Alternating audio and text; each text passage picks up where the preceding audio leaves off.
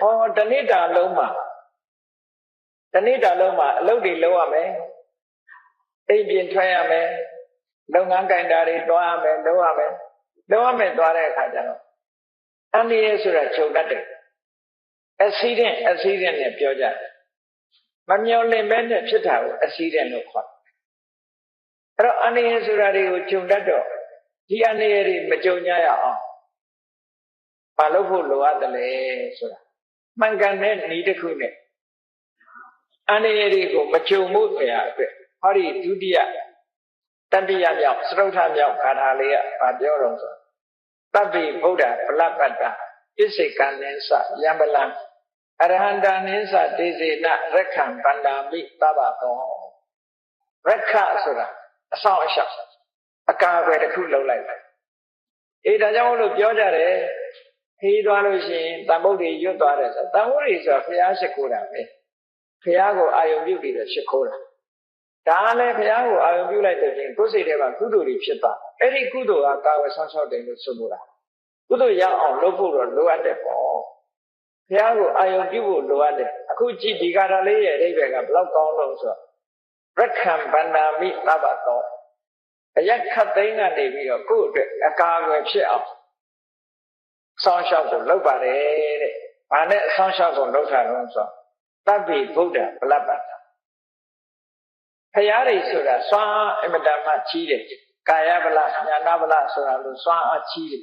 ဖရာမှန်သမျှစွမ်းအားတွေအမတန်ကြီးတယ်အဲ့ဒီဖရာတွေရဲ့စွမ်းအားကိုအသုံးပြုပြီးတော့ဟုတ်လားအန္တရာယ်ခင်းမှုကိုစောင့်ရှောက်မှုကာကွယ်မှုကိုစီမံပါတယ်လို့ဒီလိုပြောတာဆိုလိုတာကမြတ်စွာဘုရားရဲ့ဂုဏ်ကိုချီးကျူးလိုက်တာပဲတပ္ပိဗုဒ္ဓဗလပ္ပတ္တဆိုဘုရားရှင်တွေအားလုံးဟာကာယဗလညာနာဗလဆိုတဲ့စွမ်းအားတွေကိုရရှိထားတာဖြစ်ပါတယ်အဲ့ဒီဘုရားရဲ့စွမ်းအားတွေနဲ့ကျွန်ုပ်အကာအကွယ်လုပ်ပါတယ်ဒါလည်းအမြဲတမ်းမှန်ကန်တဲ့ဒီစနစ်နဲ့လုပ်တာဖြစ်တယ်ပေါ့နော်ပိစိကံနိသယံပလံဘုရားတွေမှာကဘူးပိစိကဗုဒ္ဓအရှင်မြတ်တွေလည်းစွမ်းအားတွေရှိအဲ့ဒီစွမ်းအားတွေနဲ့ကာကွယ်လုပ်ပါအရဟန္တာနိသဒေစေနယဟန္တာပုဂ္ဂိုလ်ရဲ့အရှိန်အဝါတွေလည်းရှိတယ်အဲ့ဒီအရှိန်အဝါတွေကိုသုံးချပြီးတော့ဟုတ်လားကိုယ့်အတွက်အကာအကွယ်ဖြစ်စေပါတယ်လို့ဒီလိုပြောတာအဲ့တော့ဘုရားကိုချီးမွမ်းပြီးတော့ဘုရားရဲ့စွမ်းအားတွေရင်ထဲရောက်အောင်လုပ်တယ်တရားရဲ့စွမ်းအားဒီပိစိကဗုဒ္ဓရဲ့စွမ်းအားတွေရင်ထဲရောက်အောင်လုပ်တယ်ယန္တာပုဂ္ဂိုလ်မြတ်တွေရဲ့စွမ်းအားဒါအာယုံပြုဖို့တော့လိုအပ်တယ်ပေါ့နော်လောကမှာပွင့်သွားတဲ့ဘုရားတွေအများကြီးရှိတယ်အဲ့ဒီပွင့်သွားတဲ့ဘုရားတွေကိုစိတ်ထဲကအာယုံပြုလိုက်ပြုပြီးတော့အဲ့ဒီဘုရားတွေအားလုံးဟာစွမ်းအားကြီးမားတော်မူကြတယ်တခါပိစိကဗုဒ္ဓတွေပွင့်သွားကြတာလည်းတော့မဟုတ်ဘူးအဲ့ဒီပိစိကဗုဒ္ဓတွေရဲ့စွမ်းအားလည်းမနမကြီးပါ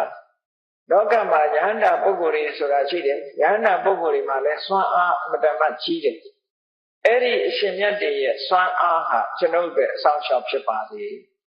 ဒါအမှန်တန်ကောင်းတဲ့အတိတ်ပဲဘုရားတရားတန်ခါကိုကိုယ်ကတတိယပြီးတော့စောင့်ရှောက်လုပ်တဲ့အတိတ်မျိုးဖြစ်တယ်ပေါ့အဲ့တော့နန္ဒခင်းမှာအိမ်ကျင်ထွက်အလုံးလုံးခီးသွားအလုံးလုံးတဲ့အခါဒီလိုအကာအကွယ်စောင့်ရှောက်ကလေးနဲ့လုပ်သွားဖို့အတွက်ပုဗ္ဗန္နတုတ်ထဲမှာဒါကိုလည်းထည့်သွင်းပြီးတော့ရေးသားထားကြဒါကနံပါတ်၄ကာထာနောက်တစ်ခါနံပါတ်5နံပါတ်6နံပါတ်9အဲ့ဒီကာထာသုံးခုကယရဏတုတ်မှာပါပြီးတာသစ္စာဆိုတာလောကမှာသစ္စာဟာအစွမ်းတကူအမတ္တမထက်တယ်လူတွေကသစ္စာဆိုတာအမတ္တမနည်းကြတကယ်ကိုယ့်အကိုသစ္စာဆိုပြီးတော့ကိုလိုချင်တဲ့အရာတစ်ခုကိုတောင်းလို့ရှိရင်သစ္စာရဲ့စွမ်းအားဟာရှိနေမယုံရင်တော့လုပ်ကြည့်ပေါ့နော်တခါတည်းနဲ့တော့ရချင်မှရမှာပေါ့ဘာဖြစ်လို့လဲဆိုသစ္စာစကားဆိုတာမှန်ကန်မှုလဲလိုအပ်တယ်မှန်ကန်ကန်လဲဆိုရမယ်စိတ်စွမ်းအားတွေအားလုံးအသုံးချပြီးတော့လုပ်ဖို့လိုအပ်တယ်အဲ့ဒီမှာသစ္စာဆိုပုံဆိုနည်းကသစ္စာဆိုတာမှန်တာကိုပြောတာကိုယ့်ဘာကိုယ်လည်းသစ္စာဆိုလို့ရတယ်ကိုယ့်ဘာကိုယ်ဆိုရင်အမှားရှိခြင်းရှိနေမယ်ဒါကြောင့်မို့ယရဏသုံးပါးနဲ့ပတ်သက်တဲ့သစ္စာဆိုပုံကိုယရဏတုတ်ကနေယူပြီးတော့နန္ဒခင်းမှာသစ္စာဆိုနိုင်အောင်လို့ဒီခါတာလေးတွေဒီမှာထည့်သွင်းထားတယ်ဒါမှနဲ့မိုးတော့အိယာကထလာလို့ရှိရင်လောက်ရမယ့်အလုပ်ကလေးတွေ နော်အလုပ်သွားပြီတခုလုပ်ငန်းကင်တာတွေလုပ်ပြီဆိုလို့ရှိရင်အခုလိုသစ္စာလေးဆိုဖို့တော့သစ္စာဆိုတာကိုယ့်အတွက်တည်းမဟုတ်ဘူးကိုယ့်ရဲ့ပတ်ဝန်းကျင်အတွက်ကုန်ပါကြည့်လေယံကိစီဝိတံဣဒဝါပုရံဝါတက္ကေတုဝါယံရတနံပဏိတံနာနောတမံအဋ္ဌိတထာဂတေနဣရံပိဗုဒ္ဓေရတနံပဏိတံဣတေနသစ္စေနသုအထိဟောတုဣဒံပိဓမ္မေရတနံပဏိတံဣတေနသစ္စေနသုအထိဟောတုဣဒံပိတံဃေရတနံပဏိတံဣတေနသစ္စေနသုအထိဟောတုဘုရားတရားတန်ခါနဲ့ပတ်သက်ပြီးသစ္စာဆိုပုံလေးကိုကြည့်အမှန်လို့အဓိပ္ပာယ်ကလည်းရှင်းရှင်းပဲယံကိစီဝိတံဣဒဝါပုရံဝါတက္ကေတုဝါယံရတနံပဏိတံဒီလိုဆိုလို့အဲ့တော့ယံကိစီဝိတံလောကမှာနှစ်သက်စရာကောင်းလာတဲ့ပစ္စည်းဥစ္စာတွေဒီလူပြည်မှာရှိတဲ့ဟာရောတခြားလောကမှာရှိတဲ့အရာတွေရောနော်နတ်ပြည်တွေမှာရှိတဲ့အရာတွေရောလောကမှာယရနာတွေဟာကဘာမှာရှိတယ်ယံကိစီဆိုရှိသမျှယရနာတွေအားလုံးအနှစ်သာရယရနာတွေအားလုံးနာနောတမံအဋ္ဌိတထာဂတိနာရသော်ဘုရားဆိုတဲ့ယရနာနဲ့တူတဲ့ယရနာလောကမှာရှိပါဘူးလူတွေပိုင်ဆိုင်ကြတဲ့စိတ်ပဲဖြစ်ဖြစ်ရွှေပဲဖြစ်ဖြစ်ငွေပဲဖြစ်ဖြစ်နော်ကြောက်တံပရမများတွေပဲဖြစ်ဖြစ်အဲ့ဒီယရနာတွေမြောင်များစွာရှိကဘာမှာရှိတဲ့ဒီယရနာတွေရဲ့တန်ဖိုးဟာရသော်ဘုရားဒီဟူသောယရနာကိုမပြီးပါဘူးလို့ဒီလိုဆိုတာအဲ့ဒါဟာမှန်ကန်သောစကားတစ်ခုဖြစ်တယ်နာနောတမံအဋ္ဌိတထာဂတိနာဣဒံပိဗုဒ္ဓေရတနံလောကမှာရှိတဲ့ယရနာတွေတဲ့ပို့ပြီးတော့ထူးမြတ်တဲ့ယရနာနှစ်သက်စရာကောင်းတဲ့သီလသမာဓိပညာဆိုတဲ့ဒီထူးခြားတဲ့တန်ဖိုးရှိလာတဲ့တရားတွေမြတ်စွာဘုရားတဏ္ဍာမှာရှိတယ်တရားမှာရှိတယ်သံဃာမှာရှိတယ်အဲ့ဒီမှန်သောစကားကိုဆိုရတော့ကြောင့်တတ္တဝါတွေချမ်းသာကြပါစေဟောဒါမေတ္သစ္စာဆိုပြီးတော့မေတ္တာပွားတဲ့ဤအဲ့တော့နည်းနည်းမိုးတော့အလေးရောက်တဲ့အခါကျတော့ကိုယ့်အတွက်တည်းမကဘူးအများတတ္တဝါတွေအတွက်ပါသစ္စာဆိုပြီးတော့မေတ္တာပွားတာအလွန်ကောင်းတဲ့အလုပ်တစ်ခုပဲနော်အဲ့တော့အလွန်ကောင်းတဲ့တစ်ခုကမှန်မှန်ကန်ကန်လုပ်သွားမယ်ဆိုလို့ရှိရင်အောင်းကျချမ်းသာတွေရမှာဒါနည်းနည်းပိုင်းမှာဒီလိုလုပ်ဖို့အတွက်ရှေးဆရာတော်ကြီးတွေကထို့ပါဠိတော်တွေကနေထုတ်လုပ်ပြီးတော့ဒီလိုရေးသားခဲ့ကြတာဖြစ်တယ်ဟောဒါကြောင့်မလို့နေ့စဉ်နဲ့အမျှကောင်းကျိုးချမ်းသာတွေကိုလိုချင်တယ်တဏိတာဖြတ်တန်းတဲ့အခါမှာနေ့ပိုင်းမှာကောင်းကျိုးချမ်းသာတွေရချင်တယ်နေ့လယ်ပိုင်းမှာကောင်းကျိုးချမ်းသာတွေရချင်တယ်ညနေပိုင်းမှာကောင်းကျိုးချမ်းသာတွေရချင်တယ်ဆိုဒီဟာကိုလိုက်လာချနောက်တစ်ခုစိတ်ရဲ့ဆန္ဒဆိုတာအမှန်တမ်းကြီးမားတယ်လူတွေကအမှတ်တမဲ့နေလို့ဆန္ဒဆိုတာကြီးမားတယ်ဆိုတာလူတွေကမသိဘူးကြည့်လေတရားနာခြင်းနဲ့ဆန္ဒရှိတော့ဒီထိရောက်လာနော်နာခြင်းနဲ့ဆန္ဒမရှိဘူးဆိုရောက်ပါမလားရောက်ဘူးအဲ့ဒါဆန္ဒကပို့တယ်လို့ခေါ်နော်ဆန္ဒမရှိတဲ့လူကအိမ်မှာပဲနေမယ်လေဆန္ဒရှိတော့လူဟာဘလောက်ဝေးတရားဝဲဆိုရောက်လာဘာလို့လဲဆိုဆန္ဒရဲ့ဆွမ်းဆောင်မှုလို့ခေါ်အဲ့တော့ဆန္ဒရဲ့ကြီးမားမှုဟာအစွမ်းဆောင်နိုင်မှုကဘလောက်ကြီးလဲဒီရာသာကြီးတာမဟုတ်ဘူးတခြားကိစ္စတွေလည်းပဲဆန္ဒဆိုတာကြီးအဲ့ဒါကြောင့်မလို့ဆန္ဒကိုအဓိပတိပစ္စယောလို့မြတ်စွာဘုရားကဆန္ဒအဓိပတိဆိုအဓိပတိရဲ့မှာဟောထားတာရှိတယ်နောက်ပြီးတော့သန္တိတိပဆန္ဒဟာစွမ်းဆောင်နိုင်တဲ့တကူရဲ့တကူပြီးစီးအောင်မြင်မှုရဲ့အကြောင်းတရားလို့ဒီလိုခေါ်ထားတာရှိတယ်အဲ့ဒါကြောင့်မလို့စိတ်ဆန္ဒဆိုတာအလွန်ကြီးမားတယ်ဒီတစ်ခုတည်းကြီးမားတာမဟုတ်ဘူးစိတ်ဆန္ဒရှိပြီဆိုလို့ရှိရင်ကိုယ်လုံးချင်တာတွေကဖြစ်လာတတ်တယ်ဟောဒါကြောင့်မလို့ဆန္ဒပြုတဲ့အနေနဲ့မလုပ်ရမယ်လို့ခါထာလေးသမုတ်ကိုတစ်ခါပြထားဘဝတုသဗ္ဗပင်္ဂလံရခန္တုသဗ္ဗဒေဝတာသဗ္ဗဗုဒ္ဓလူဘဝေနသရတုခိဘွန်တုတေကြည့်ဆန္ဒပြုတာကိုနည်းနည်းမိုးတော့အလင်းရောက်လို့အိယာကချလိုက်ရင်ဆန္ဒပြုလိုက်ဘယ်လိုဆန္ဒပြုဘဝတုသဗ္ဗမင်္ဂလမင်္ဂလာအပေါင်းနဲ့ခန့်မြောင်းပြည့်စုံပါစေကောင်းမြတ်တဲ့မင်္ဂလာတွေကျွန်တော်တဏ္ဍာမှာဖြစ်ပါစေအများတ attva တွေမှာလည်းပဲဖြစ်ပါစေဘ လောက်ကောင်းတဲ့ဆန္ဒနော်သူများကိုနှိပ်စက်ဖို့ပါလားဒီထဲမှာအလုံးမမြတ်တဲ့စိတ်သက်လို့ခေါ်နော်မင်္ဂလာနဲ့ပြည့်စုံပါစေရခန္တုသဗ္ဗဒေဝတာနတ်တွေကအလုံးကိုစောင့်ရှောက်ပါစေဒါလည်းကောင်းတဲ့ဆန္ဒပဲသူစောင့်တာမစောင့်တာကိုယ်နဲ့မဆိုင်ဘူးကိုကစောင့်ပါစေလို့သူပြောတာဟုတ်ကဲ့ဒါကိုပြောမယ်ဆိုရင်နတ်အားကိုးတာလားလို့ဆိုမဟုတ်ဘူးနတ်အားကိုးလို့ပြောတာမဟုတ်ဘူးနတ်တွေကလည်းလောကကိုစောင့်ရှောက်တာတွေရှိတယ်ပေါ့အဲ့ဒါလို့စောင့်ရှောက်တာတွေရှိလို့နတ်တွေကအမှတ်တမဲ့မနေပဲနဲ့စောင့်ရှောက်ကြပါစေနတ်ကသာစောင့်ရှောက်တာလားဆိုတော့လူချင်းရောမစောင့်ရှောက်ဘူးလားစောင့်ရှောက်တယ်လေအိမ်သားမှာလူတွေမှားသွားတာအိမ်ကိုကြည့်လိုက်စမ်းပါကြည့်မပေးဘူးလားဆိုင်လေးကြည့်လိုက်စမ်းပါဆိုဒါစောင့်ရှောက်ပေးတယ်လို့ခေါ်တာပဲကျောင်းကိစ္စရှိလို့ချင်းသတင်းပို့ပေးတယ်ဟောဒါစောင့်ရှောက်တယ်လို့ခေါ်တာပဲအဲ့တော့လူချင်းနဲ့မေတ္တာရှိရင်စောင့်မေတ္တာမရှိရင်ဒီတိုင်းကြည့်နေမှာပဲနတ်တွေကိုလည်းပဲကိုကမေတ္တာရှိအောင်မေတ္တာပွားပြီးတော့ထားရင်နတ်တွေရဲ့စောင့်ရှောက်မှုရောမခံရဘူးလားဒါကလောကရဲ့သဘာဝပဲနော်ကိုနဲ့ခင်မင်နဲ့မေတ္တာရှိတဲ့ပုဂ္ဂိုလ်ဆိုလို့ရှိရင်ကိုယ့်ကိစ္စကိုလာလုပ်ပေးမှာပဲအဲ့တော့နတ်တွေကလည်းကိုကမေတ္တာပို့တယ်အမျှဝေတယ်ဆိုတော့သူကလည်းကိုယ့်ဘောမှာခင်မင်ရတယ်ခင်မင်တော့စောင့်ရှောက်ပါလေဆိုတော့လူတွေမသိလိုက်တဲ့ကိစ္စကိုနတ်ကနေချိန်နေစောင့်ရှောက်ပေးတယ်ဒါမျိုးကိုဆိုလိုတာနော်ကြည့်ပါလားဒီပကံရာဇဝင်ကိုကြည့်မယ်ဆိုလို့ရှိရင်ကျန်စစ်မင်းကျန်စစ်သားအနောယထာကနေပြီးတော့ဖမ်းဆီးမလို့လိုက်တဲ့အခါသူပြေးရတယ်ပြေးတဲ့အခါမှာမြစ်ထဲမှာဖြတ်ပြီးတော့ကူးတဲ့အခါကျတငါလှေတစ်စီးကနေပြီးတော့ဟိုဘက်ကန်းကိုပို့ပေးဟာအဲ့ဒါဟာနတ်ကကူညီတာတဲ့တကယ်နတ်ကတငါလှေအောင်ဆောင်ပြီးတော့သူ့ကိုကယ်တင်သွားနောက်ဆုံးကြတော့နတ်ကမဟာဂီရိနတ်လို့ဆိုတယ်သူနဲ့ဆူတောင်းဘက်အတိတ်ဘဝတော့ကသူနဲ့တူတူဖြစ်ခဲ့တဲ့မိတ်ဆွေသူကနေပြီးတော့ကူညီတယ်လို့သူတို့ပြောတယ်အဲ့တော့လောကမှာလည်းတစ်ခါတစ်ခါကူညီမှုတွေရှိတယ်အဲ့တော့ကူညီတယ်ဆိုတာနတ်ကြီးကအချွန်တက်နဲ့ဆင်းလာပြီးဒီလိုကူတာမဟုတ်ဘူးအဲ့ဒါလို့ဆိုရင်လည်းလူကကြောက်ပြီးတော့ပြေးမှာလေနတ်မြင်လူကကြောက်ဘူးမထင်နဲ့ကြောက်ပြီးပြေးမှာပဲအဲ့ဒါကြောင့်မလို့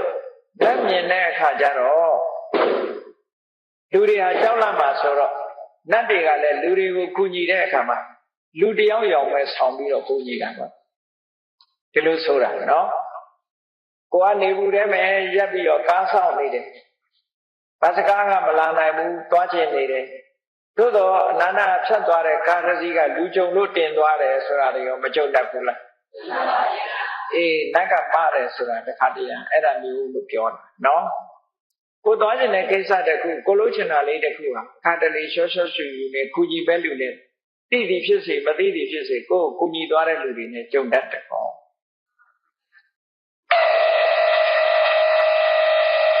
အဲ့လိုဆိုလိုတာနော်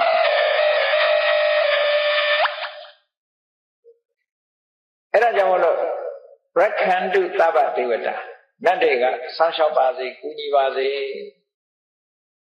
သဗ္ဗဗုဒ္ဓလူဘဝေနသရတုခိဖွန်တုတေဘုရားကိုအာယုံပြုပြီးတော့ရလိုက်တဲ့ကုသိုလ်တွေဟာချမ်းသာဒုက္ခကိုပေးနိုင်တယ်ကုသိုလ်အမှချမ်းသာဒုက္ခကိုပေးနိုင်ဒါကြောင့်မို့ဘုရားကိုအာယုံပြုတယ်ဘုရားကိုအာယုံပြုလို့ဖြစ်ပေါ်လာတဲ့ကုသိုလ်စိတ်တွေကိုယ်ရင်နဲ့နှလုံးထဲမှာဖြစ်လာအဲ့ဒီကုသိုလ်တရားတွေကလူတွေရဲ့တဏ္ဍာမှာချမ်းသာဒုက္ခကိုဖြစ်ပေါ်စေဒါကကုသိုလ်ကမှချမ်းသာဒုက္ခကိုဖြစ်စေတယ်ဆိုတာဒါအမှန်ပဲကုသိုလ်ဆိုတာအနဝိဇ္ဇဒုက္ခဝိပါကလက္ခဏာအပြစ်ကင်းပြီးတော့ချမ်းသာဒုက္ခကိုဖြစ်စေတတ်တယ်ကုသိုလ်အဲ့ဒါကြောင့်မလို့ကုသိုလ်ကောင်းမှုဆိုတာလောက်ကြဘုရားကိုအာယုံပြုလိုက်လို့ရလာတဲ့ကုသိုလ်တရားကိုအာယုံပြုလိုက်လို့ရလာတဲ့ကုသိုလ်တန်ခါကိုအာယုံပြုလိုက်လို့ရလာတဲ့ကုသိုလ်အဲ့ဒီကုသိုလ်ရဲ့စွမ်းအားကြောင့်ချမ်းသာကြပါစေဒီလိုဆိုတာအဲ့တော့အဲ့ဒါလို့ဘုရားတရားတန်ခါမနဲ့မိုးလင်းတဲ့အချိန်လေးမှာဘုရားတရားတန်ခါယရဏသုံးပါးကိုအာယုံပြုလိုက်မယ်ဆိုရင်မင်္ဂလာတွေလည်းဖြစ်လာမယ်နတ်တွေကလည်းကိုယ်ဆောက်ရှောက်လာမယ်ချမ်းသာဒုက္ခဆိုတာလည်းရလာနိုင်တယ်လို့အကြောင်းတရားတွေကိုပြောပြမလို့ရင်တော့မရဘူးပေါ့နော် ကိုယ်တဏ္ဍမှာကောင်းကျိုးချမ်းသာကိုလိုချင်ရင်ကောင်းကျိုးချမ်းသာရခြင်းရဲ့အကြောင်းကိုလုပ်ရဒါကတော့သဘာဝပဲလေဒါကတော့သဘာဝမလုပ်လို့ကတော့ဘာမှမရဘူးဆိုတာသိချင်ပေါ့အဲ့တော့လုံးထားကြောင့်ရနိုင်တဲ့အလုပ်မျိုးကိုလုပ်ကြဟောနောက်တစ်ခုကျတော့ဘာလို့ဆိုဘုရားကိုအာရုံပြုတဲ့သဘောမဟာကရုဏိကောနာထောဟိတယသဗ္ဗပါဏိနပုရိတဝပါရမီတတ္တပတ္တောတံဘောဓိမုဒ္ဓမ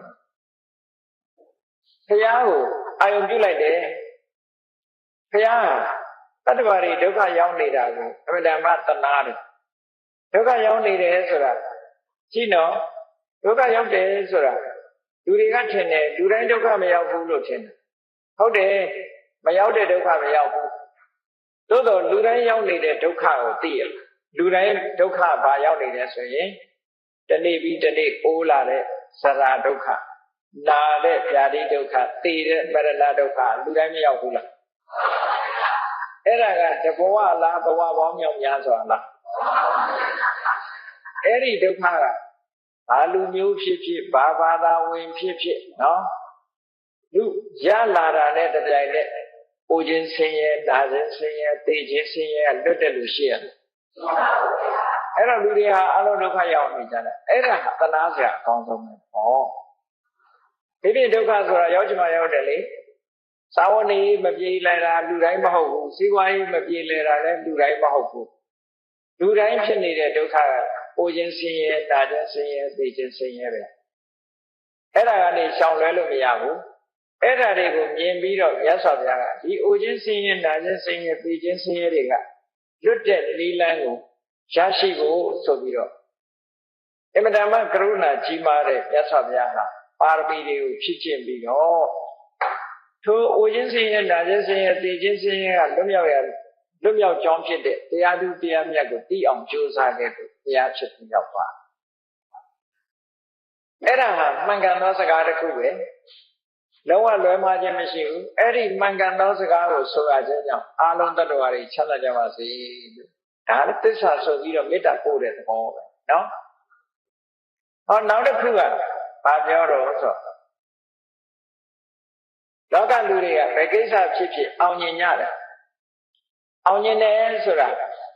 အောင်မြင်ပြီဆိုလို့ရှိရင်အောင်တဲ့ပုဂ္ဂိုလ်ရဲ့ခုံကိုအာရုံပြုတာဟာဒါမှန်ကန်တဲ့သဘောပါကြပိုက်ဆံလိုချင်ရင်ပိုက်ဆံရှိတဲ့ပုဂ္ဂိုလ်စီသွားရမှာလားပိုက်ဆံမရှိတဲ့ပုဂ္ဂိုလ်စီသွားရမှာ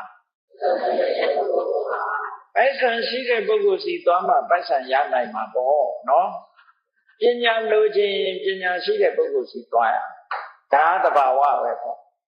အဲ့တော့အောင်မြင်ခြင်းအောင်ပွဲရတဲ့ပုဂ္ဂိုလ်စီရသွားတဲ့ဟောအဲ့ဒါကြောင့်မလို့ဒီကာထာလေးဆိုထားပုံကိုကြည့်ဟောဆယံတော်ဘောဓိယာမူလေတัจจနံနန္တိဝတ္တနောတัจจနံနန္တိဝတ္တနောဆိုတာတာဂိဝင်မင်းသားတွေထဲမှာအလွန်နှစ်သက်မှုကိုတာဂိဝင်မင်းတွေရဲ့တာဂိဝင်လူမျိုးတွေရဲ့နှစ်သက်မှုကိုတိုးပွားစေတတ်တယ်နော်ရသော်ဘုရားသခင်ကိုရုံမြတ်ဆယံတော်ဘောဓိယာမူလေဘောဓိပင်ရင်းမှာမနတ်ရဲ့ရံကိုအောင်ခဲ့တယ်တာဂိဝင်မင်းတွေရဲ့နှစ်သက်မြတ်နိုးမှုကိုကြီးပွားစေတတ်တဲ့တိုးတက်စေတဲ့ဘုရားလောင်းဟာဘောဓိပင်ရင်းမှာအောင်ပွဲကြီးရခဲ့တယ်ဒါဟုတ်တယ်မှန်တယ်နော်လုံးဝအရှုံးမရှိတဲ့အောင်ပွဲကြီးကိုရတယ်ဧဝမေဝဇေယောဟောတုတဲ့အဲ့ဒီလိုအောင်မြင်မှုကျွန်တော်မှာဖြစ်ပါစေဒါလည်း wish ပဲဆန္ဒကိုပြောဆန္ဒရှိရင်တကယ်ဆန္ဒကြီးလို့ရှိရင်ဖြစ်လာတာပဲပေါ့နော်အေးအဲ့ဒါမျိုးကိုယ်တဏ္ဍာမှာဖြစ်ပါစေဧဝမေဝဇေယောဟောတုဇယတုဇယမင်္ဂလိအောင်မြင်ဖို့ရအောင်မင်္ဂလာတွေမှာအောင်မြင်မှုကိုကျွန်တော်ရကြပါတယ်ရပါရစေပါလို့ဆိုတဲ့ဆန္ဒပြုတဲ့အခါအဲ့တော့မနေ့အိယာကထားပြီးတော့ဒီနေ့လုပ်ငန်းကိုင်တာတွေလုပ်ဆရာရှိတယ်သွားဆရာတွေရှိတယ်လာဆရာတွေရှိတယ်ဘဝမှာအောင်မြင်မှုကိုရကြတယ်ဒါကြောင့်မို့အောင်ပွဲရတဲ့မြတ်စွာဘုရားရဲ့ခုံကိုခိတ္တခဏလေးအာယုပြုပြီးတော့ကျွန်ုပ်လည်းပဲအောင်မရစေပါလို့ဆိုဒါအကြောင်းနဲ့အကျိုးမစီလျော်ဘူးလားစီလျော်တယ်ဘုရားကကိုယ်မှားတာမဟုတ်ဘူးတာကကိုယ့်ရဲ့ရင်ထဲနှလုံးထဲမှာဒီဆန္ဒတွေကြီးပွားလာအောင်လုပ်ထားမယ်ဖြစ်တယ်နော်အဲ့ဒါလို့မှန်မှန်ကန်ကန်သိဖို့လိုအပ်တာပေါ့ဟောနောက်ကြတော့ ကြည့်အဲ့ဒါနဲ့ဆက်ပြီးတော့ပြောပုံကအပရာဇိတပန်လင်ကေတိတိပုထုဝိပုဂ္ဂလေအဘိတေကေသဗ္ဗဗုဒ္ဓနာဧကတတောပမောဒတိဘုရားအဆုစုဟာအပရာဇိတပလင်တဲ့ဘောဓိပင်အောက်ကအမတန်ထူးမြတ်တဲ့မြေလွှာမှာပရာဇိတပလင်တဲ့မှာနေပြီးတဲ့အခါကျတော့ဘုရားရှင်အားလုံးတွေရဲ့ဂုဏ်တုဝိသေသတွေရရှိတော်မူခဲ့ကြရရှိသည့်အတွက်ကြောင့်လောကမှာအမြတ်ဆုံးဖြစ်လို့ဝမ်းသာကြည်နူးမှုကြုံရတယ်ကျွန်ုပ်လည်းပဲအဲ့ဒါလို့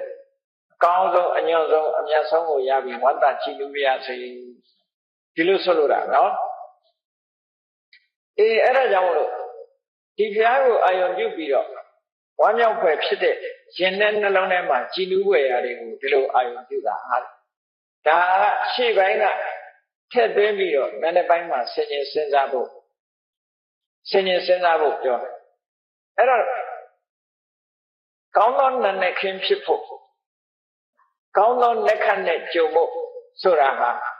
လက်ခတ်ဆိုတာကောင်းကင်ကလက်ခတ်တွေကိုကြည့်ပြီးဒေရင်ဆရာတွေကတော့တွေ့ကြတယ်ပေါ့နော်ဒီကနေ့လက်ခတ်ကောင်းတယ်သို့မဟုတ်ရက်ကောင်းတယ်ရက်မကောင်းမှုနဲ့ပြောကြတယ်လေဒီနေ့ကပြတ်တရားကြီးဒီနေ့ကရက်ရစားနဲ့ဆိုပြီးတော့ရက်ကောင်းတယ်မကောင်းဘူးရွေးချတယ်ပေါ့လားခဏအထိဗုဒ္ဓဘာသာတွေရွေးတော့ပဲရက်ရွေးတာတော့နော်အစွဲလားဘလောက်ကြီးတယ်ဆိုတာကြည့်မြတ်စွာဘုရားကဟောထားတာရက်ရွေးခိုင်းတာမဟုတ်ဘူးရက်မရွေးခိုင်းဘူးမြတ်စွာဘုရားကဘာဟောလဲလို့ဆိုရင်ပိနခတ္တံသူမင်္ဂလာသုပ္ပဘာတံသူဟုတ်တိတံဒုက္ခနောသူမောဒောသသူဣဋ္ဌံဇမစာတိဘယ်နေ့ပဲဖြစ်ဖြစ်ရရစာပဲဖြစ်ဖြစ်ယတရာပဲဖြစ်ဖြစ်ဘယ်နေ့ပဲဖြစ်ဖြစ်ဘယ်လက်ခတ်နဲ့ပဲရှင်းနော်ကောင်းတဲ့အလုပ်တွေလုပ်လို့ရှိရင်ကောင်းတဲ့လက်ခတ်လို့မှတ်ပါဒါပြောနော်မကောင်းတာလုပ်ရင်မကောင်းတဲ့လက်ခတ်မနဲ့အိယာထားပြီးဒေါသထွက်နေမယ်ဆိုရင်အဲ့ဒါလက်ခတ်ဆိုးနေပြီလို့လည်းမှတ်ပြီနော်မနဲ့အိယာထားပြီးတော့မေတ္တာပို့ပြီးတော့ဘုရားကိုအာရုံပြုစိတ်ကြည်နူးနေဒါကောင်းသောလက်ခတ်ပဲကောင်းသောလက်ခတ်ဖြစ်တယ်ဒီလိုဆိုလို့တာကောင်းကင်ကလက်ခတ်ဆိုတာကိုယ်တည်းမဆိုင်ဘူးတဲ့950ဇာတ်ထဲမှာလည်းအတိလင်းဆိုထားတာရှိတယ်နက္ခတ္တံပฏิမာနန္တံအထောပါလံဥပ္ပစ္စကတချို့ကဒီနေ့နက္ခမကောင်းသေးဘူးဒီလနက္ခမကောင်းသေးဘူးနက္ခမကောင်းလို့ဘာမှမလုပ်နဲ့အောင်ဒီတိုင်းနေမလုပ်နဲ့အောင်ဆိုင်ရင်နဲ့ဒီနေ့လူတယောက်ကဥပြီးတော့ရသွားကိုမလုပ်လိုက်ရဒီလိုဟာမျိုးတွေချုပ်တတ်တယ်နော်ကိုကနက္ခမကောင်းသေးလို့ဆိုမလုပ်တယ်ကျန်တဲ့လူကနေပြီးတော့လှုပ်သွားဟောကိုမရလိုက်ဘူးအဲ့တော့ဘုရားလောင်းတွေကဗာပြောတယ်နက္ခတ္တပฏิမာနန္တံအထောပါလံဥပ္ပစ္စကနက္ခကောင်းတဲ့အချိန်ကိုမျှော်လင့်နေတဲ့လူမိုက်ကိုတဲ့အကျိုးတရားတွေလက်လွတ်ဆုံးရှုံးသွားစေတယ်အထောအထတနက္ခတ္တကောင်းကျိုးချမ်းသာကိုလိုချင်တဲ့ဟာအရာဖို့ရအရေးကြီးဆုံးပဲတဲ့အဲ့ဒါဟာကောင်းတဲ့နက္ခတ်ပဲကိုလိုချင်တာရတာကောင်းတဲ့နက္ခတ်ပဲကိဉ္ကရိတန္တိတာရကကောင်းကင်ဘောကကျေတွေကကိုဘာတတ်နိုင်မှလဲဒီလိုဆိုထားတာနော်အဲ့ဒါကြောင့်မလို့ပုဗ္ဗန္နတုတ်မှာမြတ်စွာဘုရားဟောထားတဲ့အတိလင်းနတ်နဲ့ခင်းပါတဲ့အပြစ်ကင်းတဲ့အတွေးတွေတွေးမယ်အပြစ်ကင်းတဲ့အပြောတွေပြောမယ်အပြစ်ကင်းတဲ့အလုပ်တွေကိုလုပ်မယ်ဆိုလိုတာကနတ်နဲ့ခင်းမှာကာယတုစရိုက်ဝစီတုစရိုက်မနောတုစရိုက်ဆိုတဲ့အကျင့်တရားတွေကျင့်ကြံကြုတ်ကိုအားထုတ်မယ်ဆိုရင်အဲ့ဒီနတ်နဲ့ခင်းဟာကောင်းသောနတ်နဲ့ခင်းမှာလေးလက်ခင်းမှာကောင်းတာပြောတယ်ကောင်းတာတွေးတယ်ကောင်းတာပြောတယ်ကောင်းတာလုပ်တယ်ဆိုလို့ရှိရင်လေကောင်းတဲ့နေ့လက်ခင်းဖြစ်ပါတယ်ညနေခင်းမှာလည်းပဲအပြစ်ကင်းတဲ့အတွေးတွေတွေးတယ်အပြစ်ကင်းတဲ့စကားတွေပြောတယ်အပြစ်ကင်းတဲ့အလုပ်တွေလုပ်လို့ရှိရင်ကောင်းသောညနေခင်းဖြစ်ပါတယ်ဒီလိုဆိုလိုတာနော်အဲ့ဒါကြောင့်မလို့ကောင်းတာလုပ်တဲ့ပုဂ္ဂိုလ်ကိုဟာဘယ်တော့ဖြစ်ဖြစ်လက်ခတ်ကအကောင်းပဲတဲ့အဆိုးမရှိဘူးသို့တော့လူတွေကအကောင်းအဆိုးဆိုတာလက်ခတ်ကိုပဲသွားရှာတယ်ကိုယ့်ရင်ထဲကဟာကိုတော့မေ့တယ်စဉ်းစားကြည့်ကိုယ့်တဏ္ဍာမှာဖြစ်နေတဲ့လောဘတွေဒေါသတွေမာမာနတွေအိတ်တာတွေကိုတော့အကောင်းထင်နေကြနော် အဆိုးကအဲ့ဒါအပင်ငယ်ချတာသူတို့ကချတာနော်ဘယ်သူကမှကိုယ်လာဆွဲမခေါ်ဘူးဆွဲခေါ်သွားတာကကိုယ်ရင်နဲ့ဖြစ်တဲ့လောဘဒေါသနဲ့ဆွဲခေါ်သွားတာလေကြည့်ကြည့်လောကမှာလူဆိုးဖြစ်တဲ့ဒီဇာတုမှုကိုကျူးလွန်တယ်ဆိုတဲ့သူတွေဟာဘယ်သူကသူ့ကိုကျူးလွန်ခိုင်းတာလဲသူ့စိတ်ကပဲကျူးလွန်တာမဟုတ်လားသူ့တဏ္ဍာမှာဖြစ်တဲ့အကုသိုလ်တရားတွေကဒီအလုပ်တွေကိုလုပ်စေတာခံရတော့ဘယ်သူခံရလဲသူပဲခံရတာပဲလေအဲ့ဒါကြောင့်မို့လို့ကိုယ်ရင်ထဲမှာဖြစ်တဲ့အရာတွေဟာကိုယ်စိတ်ထဲမှာဖြစ်တဲ့မကောင်းတဲ့သဘောထားတွေအမှန်တမ်းကြောက်စရာကောင်းအပင်ငယ်ဆိုတာပြင်ဘက်ကလာမချဘူးကိုယ်ကချနော်ကိုယ်ရင်ထဲမှာဖြစ်တဲ့လောဘဒေါသမောဟဆိုတဲ့ဒီတရားတွေကအပင်ကိုချတာဘယ်လိုလုပ်အပင်ချတော့ဆိုကိုယ်စိတ်ထဲမှာဖြစ်ရင်ကိုယ်ပဲခံမှာလေဒီနေရာမကြည့်နဲ့ကိုယ်ရုပ်ခန္ဓာကိုယ်ကြီးမှာဖြစ်တဲ့ယောဂဝေဒနာကိုဘယ်သူခံရတာတော့ဟုတ်တယ်လေဆေးရုံသွားစမ်းလိုက်လို့ HIV positive ဆိုရင်ဘယ်သူခံရမှာတော့C+B positive ဆိုလဲကိုယ်ပဲခံရမှာပဲဟုတ်တယ်မဟုတ်ကိုယ်ထဲမှာဖြစ်တယ်အဲ့ဒါကြတော့လူတွေကကြောက်တယ်လေအဲ့ဒါလူတွေကြောက်တယ်ဒီတဲ့ကြောက်စရာကောင်းတာဘာလို့ဆိုရင်ကိုယ့်ရဲ့စိတ်အစဉ်ထဲမှာ mental process တွေမှာဖြစ်နေတဲ့ positive တွေကပိုကြောက်စရာကောင်းတယ်စိတ်ထဲမှာဖြစ်နေတဲ့လောဘစိတ်ထဲမှာဖြစ်တဲ့ဒေါသစိတ်ထဲမှာဖြစ်တဲ့မောဟအိတ်တာတွေမာမနာတွေဒါတွေကပိုကြောက်စရာကောင်းတယ်ဒါတွေကသွားဆန်းလိုက်တဲ့ positive ဖြစ်တယ်ဟုတ်ကဲ့အပင်ငယ်ချတာသူတို့ကချတာ HIV ကလည်းပဲအပင်ငယ်မချဘူး C+B ကလည်းအပင်ငယ်မချဘူးရုပ်ခန္ဓာမှာဖြစ်တဲ့ယောဂဝေဒနာဆိုတာဒီဘဝတစ်ခါပဲသိမှာဘယ်သူမှနှစ်ခါသိတဲ့လူမရှိဘူးယောဂမရှိတဲ့လူရောမသိဘူးလားသိတာပေါ့သူကတော့အရင်သိချင်းသိသွားတာတခါတည်းယောဂရှိတဲ့လူကတမြင်းမြင်းနဲ့မသိတဲ့လူကရှိသေးတယ်နော်ယောဂရှိလေတူတူပဲမရှိလေတူတူပဲသိမဟာတူတူပဲသိတာရှိတယ်တဘဝမှာတစ်ခါပဲသိချတာနော်အဲ့တော့တကယ်ကြောက်စရာကောင်းတာက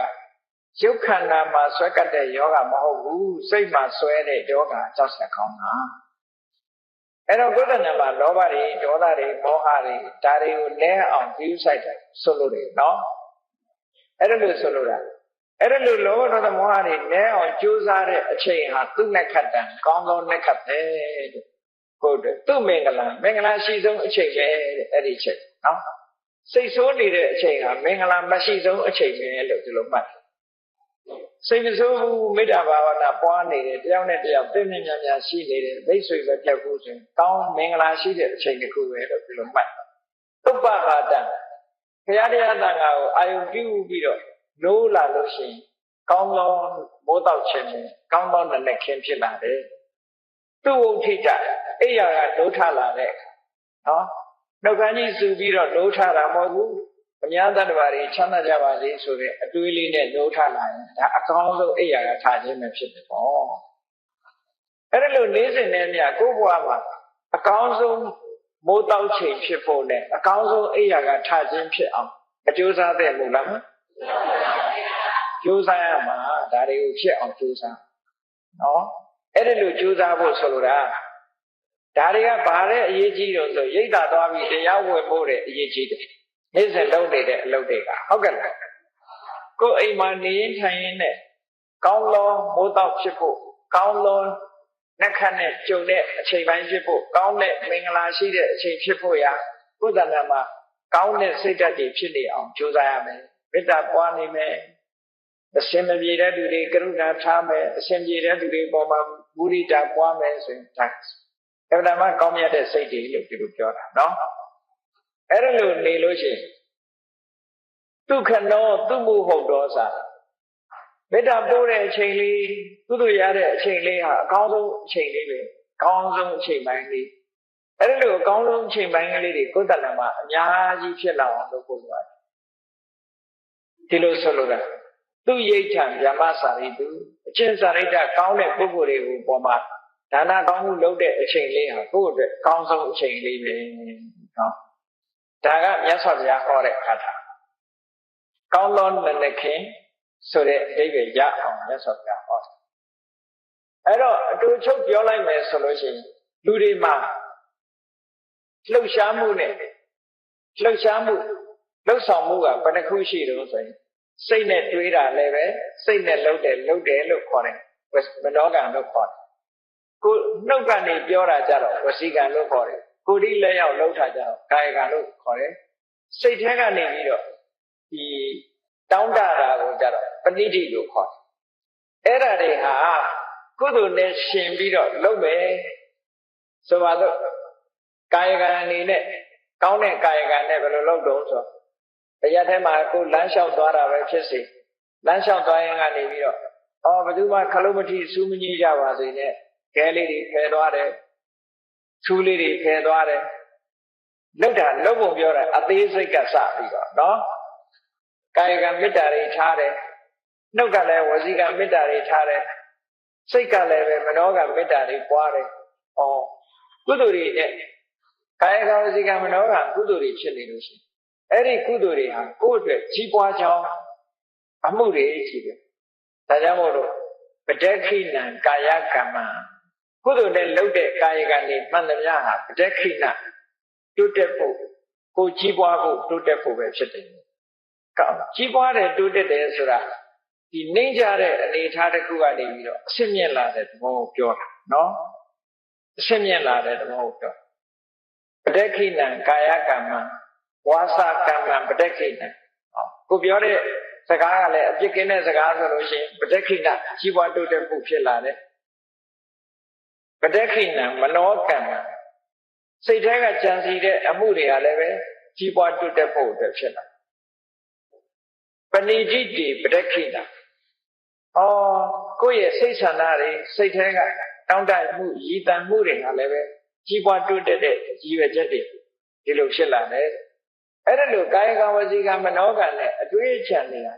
ကောင်းလာပြီဆိုလို့ရှိရင်ဘာဖြစ်လဲလဗန္တတ္ထိပဋက္ခိဏီကောင်းမြတ်တဲ့အကျိုးကျေးဇူးတွေကိုသူရလာမယ်ဒီလိုဆိုလို့နော်ပဋက္ခိဏာနိကတ္တဝါလလဗန္တတ္ထိပဋက္ခိဏီလုပ်တဲ့အလုပ်ကကုသိုလ်တွေလုပ်တာကုသိုလ်တွေဆိုတာကြီးပွားတိုးတက်ခြင်းရဲ့အကြောင်းလူတယောက်ဟာစီးပွားလုံးလို့စီးပွားဖြစ်လာပြီဆိုလို့ရှိရင်ပထမဆင်းရဲတဲ့ဘဝကနေပြီးတော့ကြိုးစားလိုက်တဲ့အခါတိုက်အိမ်ကနေတဲအိမ်လေးကနေပြီးတော့တိုက်အိမ်ဆောက်လာနိုင်ပေါ့စပိန်လေးဝယ်ရကနေမော်တော်ဆိုင်ကယ်ဝယ်လာနိုင်မော်တော်ဆိုင်ကယ်ကနေပြီးတော့ကားဝယ်လာနိုင်မြင့်မလာဘူးလားစီးပွားရေးနဲ့ပတ်သက်ပြီးတော့အဲ့ဒါလို့မြင့်လာတယ်လို့ပဲစိတ်တွေစိတ်ထားတွေကုသိုလ်တရားတွေကိုလည်းတိုးမြင့်လုပ်တဲ့အခါလူတယောက်ဟာမြင့်လာတာပဲဘဝမှာဘဝတစ်ခုနဲ့တစ်ခုကသူကမြင့်သွားတယ်အဲ့ဒါကိုပြောတာပဋက္ခိဏာနိကတ္တဝါနလဗန္တတ္ထိပဋက္ခိဏီကောင်းတာတွေလုပ်တဲ့ပုဂ္ဂိုလ်တရားမှာကောင်းတဲ့အကျိုးတွေကိုရလာတဲ့အတွက်ကြောင့်သူကအဆင့်မြင့်ပြီးတော့သွားတယ်တေအဋ္ဌလတ္ထဒုက္ခိတာဝိရုံနာဗုဒ္ဓတာအဲ့ဒါလို့ကောင်းကျိုးချမ်းသာတွေရလာပြီဆိုလို့ရှိရင်ဒုက္ခိတာကိုယ်စိတ်နှပြချမ်းသာတယ်ဝိရုံနာဗုဒ္ဓတာတိရသော်ဗျာသာသနာမှာစီပင်လာတယ်ဆိုတာဘာပြောတာလဲဆိုတော့သူကကိုချင်းသီလတွေနဲ့လည်းပြည့်စုံလာတယ်ကမ္မထာနေနှလုံးသွင်းလာနိုင်တယ်ဘာဝနာကျင့်စဉ်တွေကျင့်လာတယ်နော်ဘာဝနာကျင့်စဉ်တွေကျင့်လာလို့ဝိပဿနာတရားတွေအချိန်ချင်းအားထုတ်လာနိုင်တယ်တိုးတက်လာမသိသေးတာတွေသိလာတယ်ဘုရားတရားတော်တွေနဲ့ပတ်သက်ပြီးတော့အစစ်မြင့်လာတယ်ဒီလိုဆိုလိုတာအဲ့ဒါလို့ထီအောင်ဖြစ်လာနိုင်တယ်တဲ့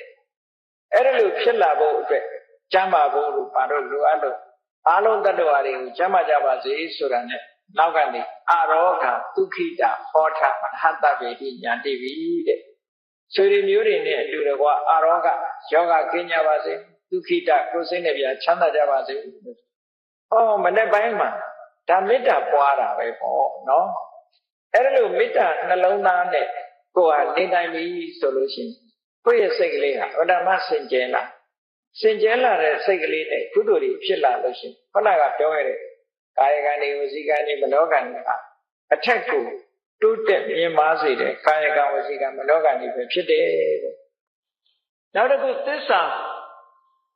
ဆိုတာလည်းပဲစွမ်းရည်တတ္တိထက်တယ်သစ္စာဆိုတာမှန်တာကိုပြောတာကောင်းတာပဲဖြစ်ဖြစ်မကောင်းတာပဲဖြစ်ဖြစ်မှန်တာကိုပြောပြီးတော့ကိုလိုချင်တာတစ်ခုကိုပြောတာအဲ့ဒါသစ္စာဆို အဲ့သစ္စာစကားမှလည်းပဲအမှားမပါဘူးဆိုရင်စွန့်ရည်တတ္တိထက်တယ်တဲ့ဒါကြောင့်မလို့ဒီဘုဇင်တုတ်မှာတော့သစ္စာပြုတဲ့အနေနဲ့ပြင်ဆင်ပြီးတော့ရေးသားပြီးတော့ဘုဇင်တုတ်ကိုထည့်သွင်းပြီးတော့ထားတယ်မူရင်းဘုဇင်တုတ်တွေမှာသစ္စာဆိုတာမပါဘူးဟောဒါကြောင့်မို့ပြိဋ္ဌဲကြတော့သစ္စာဆိုတာကိုအသုံးပြုပြီးတော့အန္တရာယ်ကင်းအောင်စီမံထားတယ်ပေါ့ဘုဇင်တုတ်မှာအလုံးသိကြတဲ့အတိုင်းတန္တာရိတန္တရန္တာနံသဗ္ဗဒုက္ခဝိနာတနေတတ္ထဓမ္မေသဘုဇင်ကေမာရတေနာပပ္ပတနေဘုံစိတ်တဝါယေစီမေတတ္တတိဘဝမௌတ္တကုတ်တမအသာတိမဆရာပြတိအမတံနေပြန်ကြတာဧဝမာတိခုနုပေတံအနေကဂုဏသင်္ကဟံဩတရေသဣမမန္တံဘုဇင်ကေသဗနာမဟေလို့ဘုဇင်တို့ရွတ်ဖတ်ဖို့ရအတွက်အချီဏိဒန်းလေးပေးထားတယ်အဲ့ဒီအချီဏိဒန်းလေးထဲမှာဆိုလိုတဲ့အဓိပ္ပာယ်ကဘာတော့ဆိုရင်တန္တာရိတန္တရန္တာနာဘုန်းကြီးတို့တွေဟာတန်တရားကြီးထဲမှာခီးသွားနေကြတယ်လူဖြစ်လိုက်နတ်ဖြစ်လိုက်တိရစ္ဆာန်ဖြစ်လိုက်32ပုံလှည့်ပြီးတော့သွားနေကြတဲ့ပုဂ္ဂိုလ်တန္တာရိတန္တရန္တာနာလူပဲဖြစ်ဖြစ်နတ်ပဲဖြစ်ဖြစ်တိရစ္ဆာန်ပဲဖြစ်ဖြစ်တန်တရားကြီးထဲမှာခီးသွားနေကြတယ်ဘဝမျိုးစုံနဲ့သွားနေကြတယ်အဲ့ဒါလို့တန်တရားကြီးတဲ့ခီးသွားနေတဲ့အချိန်မှာအကောင်းတွေကြီးတွေ့မှာမဟုတ်ဘူးအဆိုးကလည်းတွေ့တယ်ဒုက္ခလို့ခေါ်တဲ့ချမ်းသာတာတွေ့မှာမဟုတ်ဘူးဒုက္ခလို့ဆိုတဲ့ဆင်းရဲတွေကိုလည်းတွေ့တယ်လူဘဝမှာပဲဖြစ်ဖြစ်ဒုက္ခဆိုတာကြုံတတ်သေးတယ်အဲ့ဒါလို့ကြုံလာတဲ့ဒုက္ခတွေကိုကာကွယ်ပေးနိုင်တာဘယ်တရားလဲလို့ဆိုရင်ဟာဒီဘုဇင်တရားပဲတဲ့ဒါပြောတာနော်ဘုဇင်9ပါးတရားဟာဒါဖြင့်ဘုဇင်9ပါးတရားဆိုတာဘယ်မှာရှိတာလဲဆိုကိုယ်တဏ္ဍာမှာရှိကိုယ်တဏ္ဍာမှာရှိတဲ့အရည်ချင်းတွေကိုစွန့်ရည်တတ္တိထက်အောင်လေ့ကျင့်ပြီးတော့ယူရတယ်စွန့်ရည်တတ္တိဆိုတာလေ့ကျင့်ယူမှရတယ်မလေ့ကျင့်ရင်မရဘူးပေါ့လူတွေမှာဆိုပါစို့ခြေတော့ပါတယ်လက်ပါတယ်တာမန်အားဖြင့်ပြောမယ်ဆိုလို့ရှိရင်ခြေတော့ကမလေ့ကျင့်လို့ရှိရင်တာမန်လမ်းလျှောက်ရုံပဲလမ်းလျှောက်နိုင်တယ်ဟောအပြေးသမားတွေကြတော့လေ့ကျင့်ထားတဲ့အခါကျတော့အမြန်ကြီးပြေးနိုင်သွားဒါလေ့ကျင့်ဘောလုံးသမားတွေလည်းအတူတူပဲအမောခံနိုင်အောင်လေ့ကျင့်ရတယ်ဝိမာတဲ့ပုဂ္ဂိုလ်တွေလည်းထို့တူပဲအလေးအပင်ကိုပို့ပြီးတော့မှနိုင်အောင်လေ့ကျင့်ရဘောစင်ထိုးတဲ့လူတွေလည်းလေ့ကျင့်တာမန်လက်တို့ခြေတို့တမန်ပါယုံနဲ့မလေ့ကျင့်ဘူးဆိုလို့ရှိရင်ဒီလိုစွမ်းရည်တတ္တိတွေရမှာမဟုတ်ဘူးပေါ့အဲ့တော့စွမ်းရည်တတ္တိရအောင်လေ့ကျင့်ရအဲ့ဒါလိုပဲဘုန်းကြီးတို့တွေရဲ့စိတ်ထဲမှာပင်ကိုအနေထားအခြေခံအားဖြင့်ပါလာတဲ့သဘာဝတရားတွေဆိုပါစို့တတိဆိုတာပါတယ်လူတိုင်းလည်းကြားဘူးကြတတိရတယ်မှတ်မိတယ်နဲ့ပြောကြတယ်လေအဲ့ဒီတတိဆိုတဲ့တရားလည်းပဲကောင်းတဲ့ဘက်မှာလေ့ကျင့်ပေးရပညာအရာရာမှာထိုးထွင်းသိတတ်တဲ့အသိပညာဆိုတာလည်းလူတွေမှာရှိတယ်သို့သောလေ့ကျင့်ရင်ထက်လာသင်လို့ရှိရင်ပိုစွမ်းရည်တတ္တိထက်မသင်မဲနေတဲ့လူကပညာကရောကျသွားလူချင်းတူပေမဲ့လို့ပညာသင်ထားတဲ့ပုဂ္ဂိုလ်ကြတော့ပို့ပြီးတော့စွမ်းရည်တတ္တိတွေထက်လာနောက်တစ်ခါဝီရိယလုံလဝီရိယလည်းလူတိုင်းလုံလဝီရိယအခြေခံအပြင်ရှိပေမဲ့လို့တချို့ပုဂ္ဂိုလ်တွေကပြင်းတယ်လေမလုပ်ချင်ဘူးစိတ်ဓာတ်တွေကအောက်တန်းကျတယ်စိတ်ထက်သန်မှုမရှိဘူးဟောလေ့ကျင့်ပေးလိုက်တဲ့အခါစိတ်ထက်သန်မှုရှိတယ်ဝီရိယရှိလာတယ်ဒါလည်းရှိလာတာကိုလေ့ကျင့်ပေးတယ်နောက်ပီတိတဲ့နှစ်သက်ကျင့်တတ်တာဒါလည်းပဲလူတွေမှာတခါတရံပေါ်လာတတ်တယ်ကျင့်တတ်စရာအာယုန်နဲ့တွေ့ရင်ပီတိတွေဖြစ်လိုက်တယ်ဟောတာလည်းပဲကောင်းတဲ့ဘက်မှာပီတိဖြစ်အောင်လေ့ကျင့်ပေးရမယ်ပတ္တတိတဲ့ကိုငြိမ်းချမ်းမှုစိတ်ငြိမ်းချမ်းမှုဒါလည်းတခါတရံကြုံရတတ်တယ်အဲ့ဒါလည်းပဲတရားတဲ့ဘက်ကနေလေ့ကျင့်ပြီးတော့ပေးလိုက်မယ်ဆိုရင်စိုက်တတ္တိတွေထက်လာနောက်တမာတိတဲ့စိတ်ရဲ့တည်ငြိမ်မှုကလေး အာယုတကူထဲမှာစိတ်ကလေးစူးစိုက်ထားနိုင်မှုဆိုတဲ့တမာတိလေးတွေကလည်းလေ့ကျင့်ပေးရတယ်နောက်တစ်ခါဥပိ္ပခာတဲ့အလုံးကိုညီညီမျှမျှချစ်ချင်းမုံညင်းဆိုတာမရှိဘဲနဲ့ဘယ်ဘက်မှဘဲမလိုက်ဖဲနဲ့တိမှတ်တဲ့စိတ်အနေထားမျိုးဆိုတာလည်းလေ့ကျင့်ပေးရတယ်ဟောဒီတဘာဝတရားတွေဟာလူတွေရဲ့တဏ္ဍာမှာကြည့်လိုက်မယ်ဆိုလို့ရှိနိုင်တာတွေကြည့်တယ်အကုန်မလေ့ကျင့်ရင်တော့စွန့်ရည်တတ္တိမရှိဘူးလေ့ကျင့်လိုက်လို့ရှိရင်ဒါတွေကစွန့်ရည်တတ္တိထက်လာအဲ့ဒီစွန့်ရည်တတ္တိတွေကိုအသုံးပြုပြီးတော့တဏှာထဲမှာကျင်လည်နေတဲ့အခါမှာဆင်းရဲဒုက္ခကျုံလာရင်တဏှာဝဆင်းရဲကလွတ်လောက်အောင်ဟောဒီသဘာဝတရားတွေကကိုယ်တဏ္ဍာမှာရှိတဲ့သဘာဝတရားတွေကဆွမ်းဆောင်ပေးနိုင်ပါတယ်တဲ့ဒါပြောတာနော်တန္တာရိတန္တရံတာနံသဗ္ဗဒုက္ခဝိနာတတိဟောဒီဘုဇင်တရားတွေရဲ့စွန့်ရည်တတ္တိကသဗ္ဗဒုက္ခဝိနာတနာဘုန်းကြီးတို့တွေရှာမယံခါကာယိကဒုက္ခခန္ဓာကိုယ်အနေမကောင်းတာတို့ကြိုက်တာခဲတာတို့ကြုံကြရဒုက္ခဆိုတာကြုံကြရယာမယံခါစိတ်ဆင်းရဲမှုဆိုတာတွေကြုံကြရအဲ့ဒီကိုယ်ဆင်းရဲမှုစိတ်ဆင်းရဲမှုဆိုတာတွေကိုနောက်ထပ်မဖြစ်ရလေအောင်ဒါတွေကိုအကျွမ်းမဲ့ချုပ်ငြိမ်းတော့အောင်ဘယ်သူကဆွမ်းဆောင်ပေးနိုင်လဲဆိုရင်ဒီတရားတွေကဆွမ်းဆောင်ပေးနိုင်ပါတယ်စနစ်တကျလေ့လာပြီးတော့လေ့ကျင့်ပြီးတော့ထားမယ်ဆိုရင်ဒီဒုက္ခတွေကလွတ်တော်မှာကိုသိချာဒါတွေမကဘူးတန္တာရိတန္တရံဒါနံသဗ္ဗဒုက္ခဝိနာတနိတတ္တဓမ္မေစဘုဇင်9ပါးဆိုပြီးမြတ်စွာဘုရားဟောတာအဲ့ဒီဘုဇင်9ပါးဟာဒုက္ခကိုထုတ်လုပ်နေတဲ့ကိလေသာလို့ဆိုတဲ့မာရကိုလည်းပဲနှိမ်နှင်းပြီးတော့ပေးနိုင်တယ်ဒီနေရာမှာကိလေသာကိုမာရသေနပမတ္တနေလို့ဒီလိုသုံးထားမန်စစ်တတ်ကိုနှိမ်နှင်းနိုင်တယ်ဆိုမန်စစ်တတ်ဆိုတာအပြင်ကဟာကိုပြောတာမဟုတ်ဘူးဒီနေရာမှာကိုယ်တဏ္ဍာမှာရှိတဲ့လောဘတွေဒေါသတွေမောဟတွေဒါတွေကိုပြောတာဟောဒီဘုဇင်9ပါးကဆင်းရဲဒုက္ခအလုံးကိုငြိမ်းစေရုံမျှမကထိုဆင်းရဲဒုက္ခကိုဖြစ်ပေါ်စေတတ်တဲ့ကိလေသာတွေကိုလည်းဖယ်ရှားပြစ်နိုင်ပါတယ်တဲ့ချိုးနှိမ်ပြစ်နိုင်ပါတယ်ဒီလိုဆိုလို့နော်အဲ့တော့ဘုဇင်တရားဆိုတာအပြင်မှာလိုက်ရှာရမှာမဟုတ်ဘူးကိုယ်တဏ္ဍာမှာရှိတယ်အဲ့ဒီမြတ်စွာဘုရားဟောကြားထားတဲ့ဒီဘုဇင်9ပါးရဲ့စွန့်ရည်တတ္တိ2မျိုးကိုဒီနေရာမှာမှတ်လိုက်ပေါ့တစ်ခုကသဗ္ဗဒုက္ခဝိနာတနာဆင်းရဲဒုက္ခအလုံးကိုဖယ်ရှားပြစ်နိုင်တယ်ဘယ်သူမှမဆင်းရဲခြင်းဘူးလိုက်မေးကြည့်ချမ်းသာခြင်းသာရှိပဲဆင်းရဲဒုက္ခဆိုတာလူတိုင်းမုန်းတယ်နော်အဲ့ဒီမိမိတို့အလိုမရှိတဲ့မုန်းနေတဲ့ဆင်းရဲဒုက္ခကိုဖယ်ရှားပြစ်နိုင်တဲ့တရားဟာပါလဲလို့ဆိုရင်ဘုဇင်တရားပဲဟောနောက်တစ်ခုကအဲ့ဒီဆင်းရဲဒုက္ခဟာသူ့ဘာသူဖြစ်လာတာမဟုတ်ဘူးသူ့မှာလည်းဖြစ်စေတဲ့အကြောင်းတရားရှိတယ်အဲ့ဒီအကြောင်းတရားကအဓိကဘာလို့လဲလို့ဆိုရင်ကိလေသာတွေပဲစိတ်ထဲမှာဖြစ်ပေါ်လာတဲ့လောဘဒေါသမောဟစတဲ့အညစ်အကြေးတွေ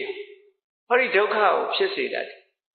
အဲ့ဒီကိလေသာဆိုတဲ့အညစ်အကြေးတွေကိုလည်းပဲဟောဒီဘုဇင်9ပါးကချိုးနှိမ်နိုင်ပါတယ်တဲ့ဖြူစင်သွားအောင်တန်ရှင်းသွားအောင်ဆေးချောပြနိုင်ပါတယ်လို့ဒီလိုပြောဒါဘုဇင်9ပါးရဲ့စွမ်းရည်2မျိုးကိုဒီနေရာမှာဖော်ပြထားဘုဇိတဝါယေစီမေတတ္တတိဘဝမௌဒ္ဒကုတ်တမအဇာတိမသရာပြတေအမတံလိယံကတာတန်လျာထဲမှာနေတဲ့ဒီဒုက္ခတွေသာချိုးနှိမ်နိုင်တာမဟုတ်ဘူးတဲ့ဘုဇင်9ပါးကိုသုံးဆောင်မယ်သုံးဆောင်တယ်ဆိုတာမိမိတဏ္ဍာမှာဘုဇင်9ပါးကိုစင်စစ်မပြတ်ဖြစ်နေအောင်ကြိုးစားအားထုတ်မယ်ဘုဇင်9ပါးကိုအသုံးပြုမယ်ဆိုတဲ့ပုဂ္ဂိုလ်တွေဟာဘာဖြစ်မုဒ္ဒကဆင်းရဲဒုက္ခအလုံးကလွတ်သွားမယ်တဏှာကြီးကလွတ်သွားနိုင်တယ်တဏှာကြီးကလွတ်သွားလို့ရှိရင်ဘာဖြစ်လဲအဇာတိဘယ်တော့မှမမွေးရတဲ့အဆရံဘယ်တော့မှမအိုရတော့တဲ့အဗျာတိဘယ်တော့မှနာရာမရှိတော့တဲ့အမတ္တဘယ်တော့မှမတည်ရတဲ့နိဗ္ဗာန်ကိုပို့ပေးနိုင်တယ်လို့ဒီလိုပြောတာအလုံးဘုရားဘာသာဝင်သူတော်စင်တွေဟာကြည့်လေ ကုသိုလ်ကောင်းမှုလှုပ်တိုင်းဘာဆုတောင်းကြနိဗ္ဗာန်ပဲဆုတောင်းကြနော်အဲ့ဒီနိဗ္ဗာန်ကိုပို့ပေးနိုင်တဲ့တရားဟာဘယ်တရားတော့ဆိုဘောဇဉ်တရားဘောဇဉ်ခုနှစ်ပါးကိုမပွားဘဲနဲ့ကုသနာဖြစ်အောင်မလုပ်ဘဲနဲ့နိဗ္ဗာန်ရတဲ့ဆိုတဲ့ပုဂ္ဂိုလ်ဟာတရားအောင်မှမရှိဘူးဒါဖြင့်ဝိသခာတို့ခုနှစ်နှစ်သမီးသောတာပန်ဖြစ်သွားတာဘယ်ချိန်များဘောဇဉ်ပွားလိုက်တုံးလို့မေးကောင်းမေးကြလိုက်ရသော်ဘုရားတရားကိုနားနေတဲ့အချိန်မှာသူတဏ္ဍာမှာတတိတွေတို့ဝီရိယတွေတို့ပညာတွေတို့ဖြစ်မနေဘူးလားအဲ့ဒါတွေကသူတဏ္ဍာမှာဖြစ်ပွားနေတာဟောနိဗ္ဗာန်ရောက်သွားတဲ့ပုဂ္ဂိုလ်တိုင်းဟာဟောဒီတတိတို့ပညာတို့ဝီရိယတို့ကကင်းပြီးတော့ဘယ်တော့မှမရောက်ဘူးတဲ့နော်ဒါတွေဟာစွန့်ဤတတိဟာတရားဓမ္မသွားပြီးတော့အာထုတ်နေမှမဟုတ်ဘူးတရားနာရင်လည်းဟောဒီစွန့်ဤတတိတွေတက်လာနိုင်တရားကိုအာယုံစိုက်ပြီးတော့နားနေတာတတိထားနေတာတရားပေါ်မှာအာယုံရောက်နေတာဒါတတိပဲပေါ့တရားရဲ့သဘာဝတရားကိုဆင်ញင်နိုင်တာပညာပဲပေါ့ကြိုးစားပြီးတော့မှတ်နေတာဝိရိယပဲပေါ့စိတ်ထဲမှာတရားအတိလေးတွေရတဲ့အခါကြည်နူးနေတာပီတိပဲပေါ့အဲ့ဒါလို့ကြည်နူးနေတဲ့အခါကိုယ်ရောစိတ်ရောငြိမ်းချမ်းတယ်ညောင်းတယ်ညာတယ်ဆိုတာမရှိဘူးတဏှာကြီးလုံးလုံးထိုင်းတာလည်းပဲဟောညောင်းတယ်ညာတယ်မရှိဘူးဆိုဟောပတ္တတိပဲပေါ့အဲ့ဒါလို့ခန္ဓာကိုယ်ထဲမှာဒီတဘာဝတရားတွေဟာတရားနာရင်လည်းပဲဖြစ်လာအဲ့ဒါဘုဇဉ်ခုနှစ်ပါးပွားတာပဲလို့ဒီလိုပြောတာပဲပေါ့ဒီကောင်းပြီအဲ့ဒါလို့ဘုဇဉ်ခုနှစ်ပါးကိုအသုံးပြုတဲ့ရင့်မြတ်တဲ့ပုဂ္ဂိုလ်တွေကဘာဖြစ်မလဲလို့ဆိုရင်အိုခြင်းနာခြင်းသိခြင်းစတဲ့ဘေးရန်တွေခင်းတဲ့နိဗ္ဗာန်ကိုရောက်ရှိပြီးတော့တဏှာဝဆင်းရဲကလွတ်မြောက်သွားနိုင်ပါတယ်ဧဝမာတိကုလုပေတံအနေကဂုဏသင်္ဃဟံအခုပြောခဲ့တဲ့အရေးချင်းတွေဟောဒီဘုဇဉ်တရားတွေမှာရှိပါတယ်တဲ့များစွာသောခုံကျေးဇူးတွေအကျိုးကျေးဇူးတွေလည်းဟောဒီဘုဇဉ်ခုနှစ်ပါးတရားတွေမှာရှိပါတယ်ဩဒရင်စဣမမတ္တဟောဒီဘုဇဉ်တရားဟာဩဒတတကယ်အစွမ်းထက်တဲ့ဆေးကြီးလည်းဖြစ်တယ်ဟောလောကမှာယောဂဆိုတာ2မျိုးရှိတယ်လို့မှတ်ယောဂ2မျိုးကကာယိကရောဂခန္ဓာကိုယ်မှာဖြစ်တဲ့ယောဂရုပ်ခန္ဓာကြီးမှာဖြစ်တဲ့ယောဂကိုကာယိကယောဂလို့ခေါ်တယ်စိတ်ထဲမှာဖြစ်တဲ့ယောဂကိုစေတသိကရောဂလို့ခေါ်တယ်တဲ့လောကလူတွေနေ့စဉ်ကုစားပြီးတော့နေကြတာဘာယောဂကုတယ်ထင်ကာယိကယောဂကိုကုနေကြတာအဲ့တော့မြတ်စွာဘုရားကဘယ်လိုဟောထားတော့ဆိုလို့ရှိရင်ကာယိကယောဂဆိုတာတဲ့ဘယ်လိုပဲခုခန္ဓာရှိရင်တော့ပျောက်မှာမဟုတ်ဘူးတဲ့ဒါသိကြပေါ့ပဲလေခန္ဓာကိုယ်ရှိနေရင်ယောဂဆိုတာရှိလူတွေကအစမပြေမှယောဂလို့ထင်နေတာဟောခန္ဓာမှာရနေတဲ့ယုတ်တရားတွေဟာအမြဲတမ်းကိုယ်ကိုနှိပ်စက်သူတို့ကိုသူတို့လည်းပြန်နှိပ်စက်နေကြည့်မျက်စိဆိုတာ तू ကအလကားနေတာမဟုတ်ဘူးတခါတရံကြည့်ပါများမျက်စိကညောင်းလာတယ်ဒီတိုင်းနေရင်ကနေတိမ်ကြလာတယ်ဘာဖြစ်တယ်ညာဖြစ်တယ်ဟုတ်လားမျက်စိရှိလို့ရှိရင်မျက်စိဒုက္ခနားရှိတော့နားဒုက္ခဟောဒါကကိုမြ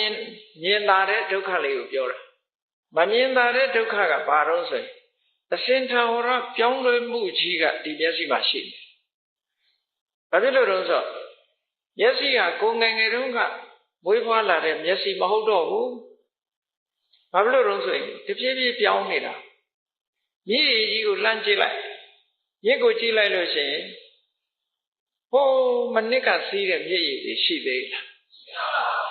မရှိတော့ဘူးသို့တော်ဒီကနေ့သွားကြည့်မြစ်ထဲမှာရေမရှိဘူးလားအေးအဲ့ဒါကိုကြည့်ပြီးလူကရှိတယ်လို့ထင်နေတာသို့တော်မနေ့ကရေမဟုတ်ဘူးမနှစ်ကရေမဟုတ်တော့ဘူး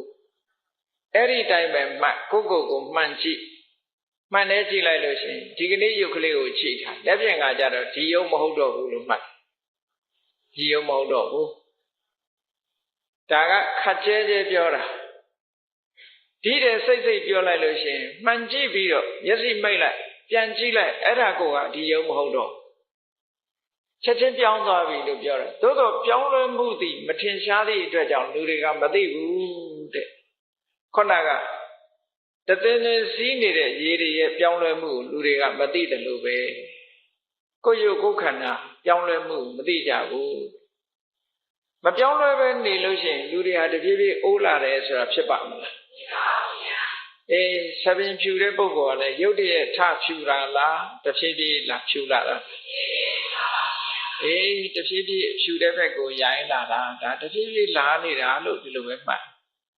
အဲ့တော့ခန္ဓာကိုယ်ကြီးကအိုတဲ့ဘက်ကိုသွားနေတာဆိုတာနေ့စဉ်သွားနေတာခုံသွားတာမဟုတ်ဘူးနော်အကယ်၍မပြောင်းလဲဘူးဆိုလို့ရှိရင်ဘုန်းကြီးတို့တွေအမေမွေးတော့ငါပုံတရံကလေးပဲနေမှာပေါ့အခုအဲ့ဒါလုံးမမနေတာပဲအဲ့ဒါကြောင့်မလို့ဒီယောဂဝေဒနာဆိုတာရုပ်ရှိနေလို့ရှိရင်ယောဂဝေဒနာကာယိကယောဂဆိုတာရှိနေတယ်ရှိနေလို့မြတ်စွာဘုရားကလောကမှာတဲ့ကာယိကယောဂကိုကုစားလို့မရဘူးတဲ့ကာယိကဝေဒနာကင်းတဲ့ပုဂ္ဂိုလ်ဆိုတာတရားမှမရှိဘူးတဲ့ဒီလိုပြောတာဒီခန္ဓာကိုယ်ကြီးရှိနေရဲ့အတန်းနဲ့ကျမ်းမာပါတယ်လို့ပြောတဲ့ပုဂ္ဂိုလ်ဟာမသိမလိမ္မာလို့ပြောတာကိုယ်အကြောင်းကိုမသိလို့ပြောတာလို့ဒီလိုပြောကိုမသိလို့ပြောတာတဲ့အဲ့ဒါကြောင့်မလို့မြတ်စွာဘုရားကယုတ်ခန္ဓာကိုယ်ကြီးမကျမ်းမာတာဆိုတာသဘာဝပဲတဲ့အသာထားလိုက်ခန္ဓာကိုယ်မကျမ်းမာတာနဲ့ငရဲမချဘူးနောက်ယောဂတစ်မျိုးဖြစ်တဲ့စေတသိကယောဂကြောက်အောင်ကုစားရမယ်အဲ့ဒီစေတသိကယောဂတွေကိုပျောက်အောင်ကုစားပေးဖို့အကောင်းဆုံးဆေးကတော့ဟောဒီဘုဇင်9ပါးပါပဲလို့ပြောတာခန္ဓာကိုယ်ကြီးကျမ်းမာတယ်ဆိုတာတခဏပဲကျမ်းမာတာစိတ်ကျမ်းမာသွားရင်ထာဝရကျမ်းမာဒါမှမဟုတ်စေတသိကရောဂခင်းတဲ့ပုဂ္ဂိုလ်ဆိုတာယဟန္တာဖြစ်မှခင်းတာတဲ့ကျန်တဲ့ပုဂ္ဂိုလ်တွေကိုစေတသိကယောဂခင်းတယ်လို့ဆိုဘူးတဲ့ဘာဖြစ်လို့လဲဆိုတော့စိတ်ထဲမှာဖြစ်တဲ့ယောဂဆိုတာတခြားဟာပြောတာမဟုတ်ဘူးဒါပေမဲ့လူတွေကတော့နာမည်တွေကတက်ပြီးတဲ့အခါကျတော့စိတ်ယောဂတို့စိတ်တစယောဂတွေတို့ဘာတို့သူများသွားခေါ်နေတာနော်ကိုတော့အဲ့ဒီထဲမှာစရင်မသွင်းဘူးလေသူများကိုသာပဲသွားပြီးတော့ခေါ်ကြတယ်သို့တော့ရသော်ဘုရားကယောဂလို့ဒီနေရာပြောတာဟာလောဘကလည်းစိတ်ယောဂပဲဒေါသကလည်းစိတ်ယောဂဒေါသစိတ်ယောဂဆိုဘယ်လောက်ထင်ရှားတော့ကြည့်လေစိတ်ဆိုးတဲ့လူဟာစိတ်ဆိုးတဲ့လူတရားဟာကြည့်မပြောသင့်တဲ့စကားတွေလည်းပြောတာပဲမလုပ်သင့်တာတွေလုပ်တယ်အရာထဲမှာဆိုလို့ရှိရင်အရှက်တကွဲအကျိုးနဲ့တချို့များဆိုရင်ဟုတ်ကလားဆဲကြဆိုကြခုံညပေါက်ကြတဲ့တခါတည်းကိုရုပ်ပြည့်စင်မြတ်တွေဖြစ်မကုန်ဘူးလားတကယ်ကိုဒေါသဖြစ်လာလို့ရှိရင်တကယ်ကိုအယူဖြစ်သွားတာဟောအဲ့ဒါယောဂပဲပေါ့မောဟဖြစ်ရင်လည်းယောဂပဲအိတ်သာဖြစ်မစ္စရိယဖြစ်ကိလေသာတွေဖြစ်တာတွေယောဂ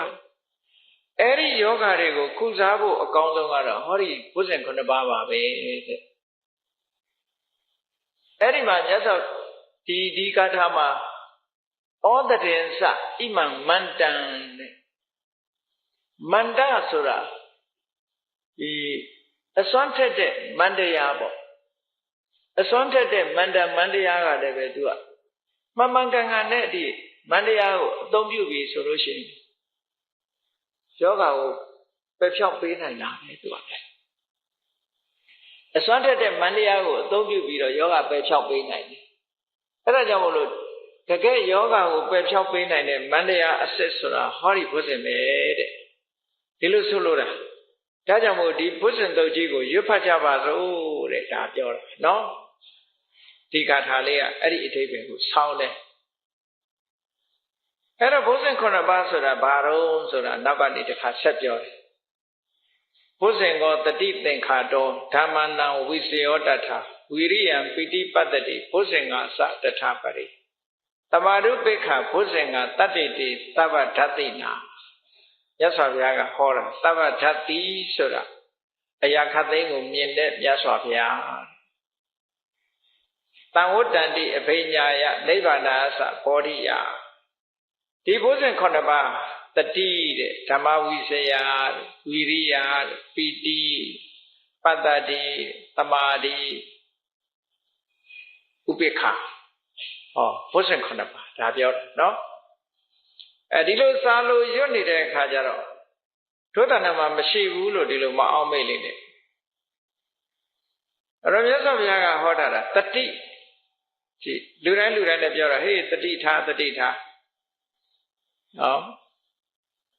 တတိရှိရမယ်နဲ့ပြောကြတယ်ကုသနာမှာရှိတဲ့တတိလေးဟာဘယ်နေရာမှာသွားရှိနေတာတုံးဆိုတော့သူကနေရာတကာမှာတတိကသွားပြီးတော့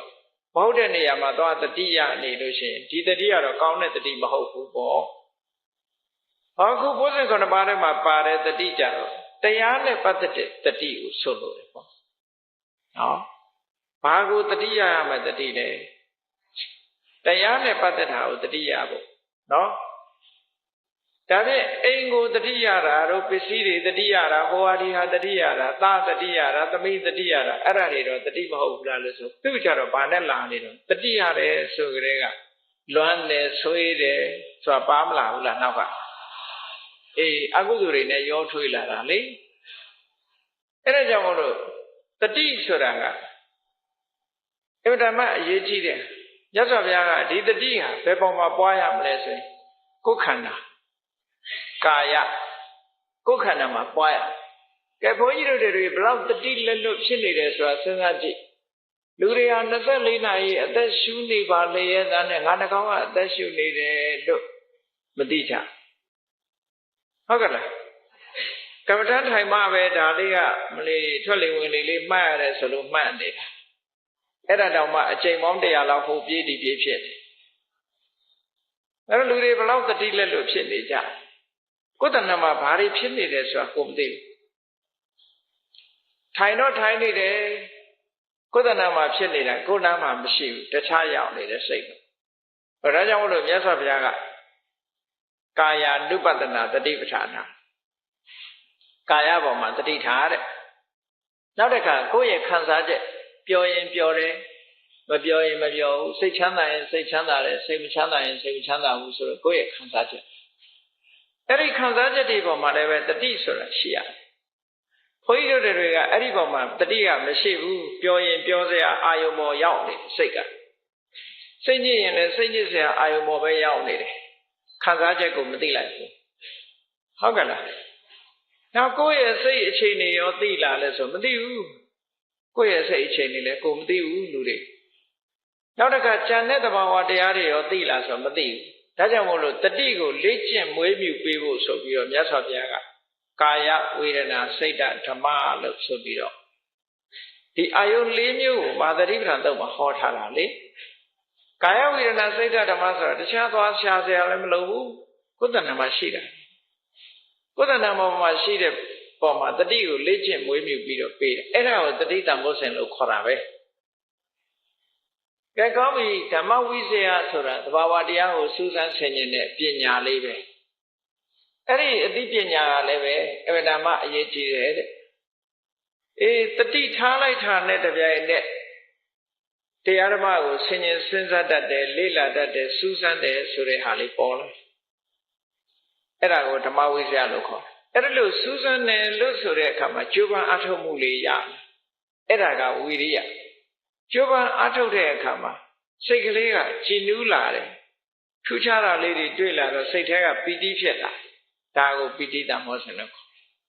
ပီတိဖြစ်လာတဲ့အခါကျတော့ကိုယ်ရောစိတ်ရောငြိမ်းချမ်းလာတယ်ဒါကိုပတ္တတိတ်လို့ခေါ်တယ်ကိုယ်စိတ်ငြိမ်းချမ်းလို့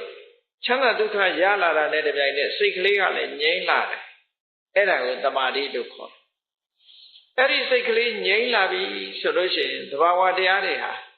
ဆိုင်ရာဒုက္ခိစ္စတွေကိုဟန်ချက်ညီညီနဲ့သူတို့ကဆောင်ရွက်သွားကြတယ်တဲ့အစွန်းမထွက်ကြဘူးဘယ်ဟာကမှပိုတယ်မရှိပဲနဲ့ဟန်ချက်ညီညီဖြစ်နေအဲ့ဒါကိုဥပိ္ပခာလို့ခေါ်တာပဲ အလုံးပေါင်းလိုက်တဲ့အခါကျတော့အဲ့ဒီဘုဇင်9ပါးဟာဆရာကိစ္စတွေကိုစွမ်းဆောင်ပြီးဆိုလို့ရှိရင်လူတွေမှာဘာဖြစ်ပေါ်လာလဲဆိုရင်ထူးခြားတဲ့အသိဉာဏ်တွေတရားဓမ္မနဲ့ပတ်သက်တဲ့ဉာဏ်တွေဟာပေါ်လာတယ်အဲ့ဒီဉာဏ်တွေပေါ်လာတဲ့အခါကျတော့မိမိတို့လိုချင်တဲ့နိဗ္ဗာန်ချမ်းသာဆိုတာကိုယ်တိုင်မြင်လာခဲ့အဲ့ဒါမှမြင်နိုင်တာအနုဘုဆိုမမြင်နိုင်ဘူးနိဗ္ဗာန်ချမ်းသာဆိုတာနော်ရော်ရမ်းမှန်းဆပြီးတော့ဒါနိဗ္ဗာန်ကိုဆုတောင်းနေကြအခုလိုသဘာဝတရားတွေစွန့်ရင်တတိထက်လာအောင်လေ့ကျင့်ပေးမှနိဗ္ဗာန်ဆိုတာမြင်လာမှာအဲ့ဒါကိုဒီသဘာဝတရားတွေဘုဇင်9ပါးတရားတွေဟာအဘိညာတဲ့ထူးသောအသိဉာဏ်တွေရလာဖို့အတွက်လည်းပဲထောက်ဖြစ်တယ်ဒါတွေကိုကိုယ်တဏ္ဍမှာဖြစ်အောင်ကြိုးစားမယ်ဆိုလို့ရှိရင်ထူးခြားတဲ့အသိဉာဏ်တွေရလာမယ်တန်ဘောဓမှန်မှန်ကန်ကန်သိလာမယ်နိဗ္ဗာန်လိုချင်နေတဲ့နိဗ္ဗာန်ချမ်းသာကိုလည်းရလာမယ်လို့ဒီလိုမြတ်စွာဘုရားကဟောတာတဲ့အဲ့ဒါကိုမှသစ္စာဆိုလိုက်တာဣတိနသစ္စာဝိစေနသုဋ္ဌိတေဟောတုတပ္ပရာဟောဒီတဘာဝတရားတွေကိုယ်တဏ္ဍမှာရှိနေတာမှန်တယ်အဲ့ဒီမှန်သောစကားကိုဒီတရားတွေဟာဘုဇင်9ပါးတရားတွေဟာအကယ်၍မိမိတဏ္ဍမှာတိုးပွားအောင်လုပ်နိုင်ပြီဆိုလို့ရှိရင်ထူးခြားတဲ့အသိဉာဏ်တွေရလာမယ်သစ္စာလေးပါးကိုမှန်မှန်ကန်ကန်သိလာမယ်နိဗ္ဗာန်ကိုမျက်မှောက်ပြုနိုင်လာမယ်ဆိုတဲ့ဒီစကားဟာမှန်ကန်ပါတယ်တဲ့ဤမှန်ကန်သောသစ္စာစကားကြောင့်ချမ်းသာပါစေတဲ့မှာချမ်းသာဒုက္ခရပါစေလို့ဟောတယ်သစ္စာပြုတာဒါကပရိကြီးထဲမှာပါတယ်ဘုဇင်တုတ်ကဒီလိုသစ္စာဆိုတာနော်အဲ့ဒီမှာဆက်ပြီးတော့ခုနကမူရင်းတုတ်တွေကိုရည်ညွှန်းပြီးတော့သစ္စာပြုတဲ့ခါထာလေးတွေကဘာတော့ဆိုဧကတ္တမိန်သမေနာထောမောက္ကလနိစ္စကတ္တဗံကိလနိဒုက္ခိတေဒိဋ္ဌဝဘုဇင်ေတတ္တဒိဋ္ဌိတေသတ္တဘိနန္ဒိဋ္ဌဝရောဂမုတ်စိန်တုတင်ခဏိဣတိနသစ္စာဝိစေနသုဋ္ဌိတေဟောတုတ္တတခါတော့ကရှင်မာကတ္တဗကလည်းမကြမ်းမှဖြစ်တယ်တဲ့ဘယ်မှာတော့ဆိုတော့မြတ်စွာဘုရားကရာဇဂြိုလ်ပြည်ဝီလွန်အကြောင်းမှာတရင်တောင်းနေတယ်ရှင်မာကတ္တဗကြီးကပိပ္ပလိလှိုင်ကိုယ်ထဲမှာမကြမ်းမှဖြစ်နေမကောင်းတာအဲ့ဒါလို့နေမကောင်းဖြစ်နေတဲ့အချိန်မှာမြတ်စွာဘုရားကကြွသွားပြီးတော့ဒီဘုဇင်9ပါးကိုဟောတယ်အဲ့ဒီမူရင်းတုတ်ကတော့ဘယ်လိုဟောတော့ဆိုတတ္တိမေကတ္တဗဘုဇင်ကမယတမ္မတခန္တာဘာဝိတဝုလိကတတံဝတ္တန္တိပညာယနိဗ္ဗာန်အစဆိုမြတ်စွာဘုရားကဟောတာတော့အဲ့ဒီမှာဒီငါဟောထားတယ်တဲ့ဘုဇင်9ပါးကိုပွားများအထုတ်မယ်ဆိုလို့ရှိရင်ထူးခြားတဲ့အသိဉာဏ်တွေသစ္စာလေးပါးကိုသိတဲ့အသိတွေနိဗ္ဗာန်ချမ်းသာတွေဒါတွေဟာဖြစ်ပေါ်လာနိုင်တယ်အဲ့ဒီဘုဇင်9ပါးဆိုတာဘာလဲဆိုပြီးတော့မြတ်စွာဘုရားတစ်ခုချင်းဟောနော်တတိတံဘုဇင်ကိုခောကတ္တဗမယတမ္မတခါတော်ဘာဝိတောဘုလိကတောအဘိညာယသံမောဓာယနိဗ္ဗာန်ယသံဝတ္တတိဟောတတိတံဘုဇင်လေးဟာကိုယ်တဏ္ဍမှာတတိတံဘုဇင်ကိုခောကတ္တဗမယတမ္မတခါတော်ငါဟောထားတယ်တဲ့ဘာဝိတောဘုလိကတောဘာဝိတဆိုတာကိုယ်တဏ္ဍမှာဖြစ်အောင်လုပ်တာဘုလိကတာဆိုတာအများကြီးဖြစ်အောင်လုပ်တယ်အချိန်ကြီးထပ်ဖြစ်အောင်လုပ်တယ်အဲ့ဒီလိုဖြစ်အောင်လုပ်ပြီဆိုရင်ဘာဖြစ်လဲအဘိညာယထူးသောဉာဏ်လေးရလာဖို့သံဘောဓာယသစ္စာလေးပါးကိုသိဖို့နိဗ္ဗာန်ယနိဗ္ဗာန်ချမ်းသာကိုမျက်မှောက်ပြုဖို့ဆိုတဲ့ဒီအကျိုးတရားတွေရလာမှာလို့မြတ်စွာဘုရားတစ်ခုချင်းဟောလိုက်တာနော်အဲ့ဒါကိုပြောတာအဲ့ဒါလို့ဟောလိုက်တဲ့အခါကျတော့ရှင်မာကတ္တဗကမြတ်စွာဘုရားဟောတဲ့ဘုဇင်9ပါးကိုနားထောင်ရင်ကနေပြီးတော့ဒီဘုဇင်9ပါးကသူကယဟန္တာဆိုတော့သူကိုယ်တိုင်လည်းပဲပွားပြီးသားပဲဘုရားဟောတာတွေကိုနှလုံးသွင်းရင်ကနေပြီးတော့ဒီတဘာဝတရားတွေဟာသူ့တဏ္ဍမှာစွန့်ရည်တတ္တိတွေပိုးပြီးတော့ဘုရားဟောတဲ့တရားကိုနာရင်ကနေပြီးတော့နာရင်နဲ့ပိဋိတွေဖြစ်လာတယ်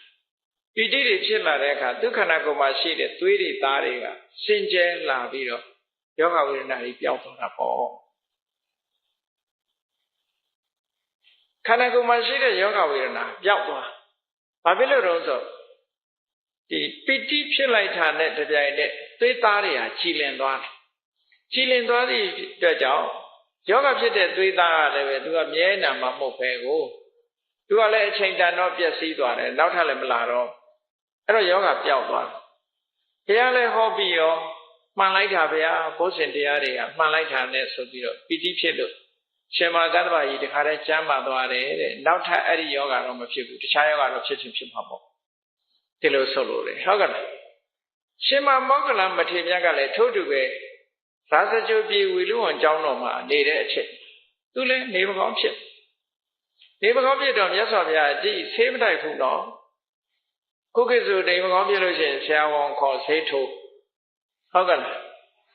အခုပွင့်စေးလေးပါလေးတောက်ချင်လဲတောက်မှာပေါ့နော်ခေါင်းကိုက်ပြောက်ဆေးလေးပါလေးတောက်ချင်လဲတောက်မှာပေါ့အဲ့ဒီမှာမြတ်စွာဘုရားကနေမကောင်းဘူးဆိုပြီးတော့သွားပြီးတော့အဲ့မှာဒီဘုဇင်တရားပဲဟောလိုက်တဲ့အခါစိတ်ထဲမှာတရားကိုအာရုံပြုပြီးတော့ကြည်နူးတဲ့စိတ်တွေပေါ်လို့ခုနကသွေးသားတွေစင်ကြယ်ပြီးတခါတည်းကျမ်းမာသွားပြန်ဒီမှာနောက်တစ်ခါမြတ်စွာဘုရားကိုယ်တိုင်လည်းပဲမကျမ်းမာအဲ့တော့ဒီလိုမကျမ်းမာဖြစ်ရတာဘာကြောင့်လို့ဆိုတာကို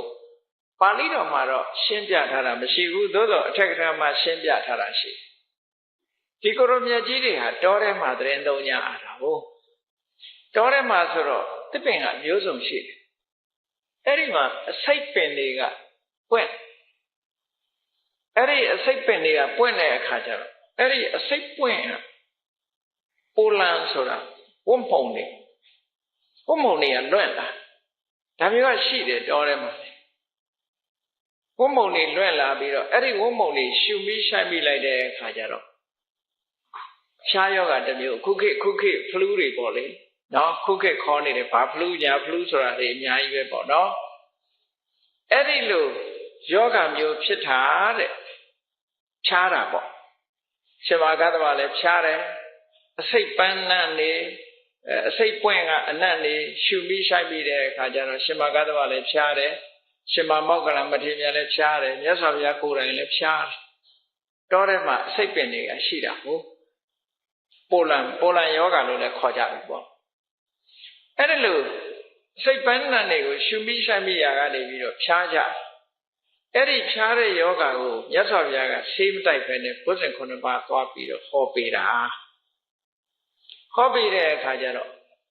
ရှင်မာကတ္တဗလည်းကျမ်းမာသွားတယ်ရှင်မာမောက္ကလလည်းကျမ်းမာမြတ်စွာဘုရားဖြစ်တဲ့အခါကျတော့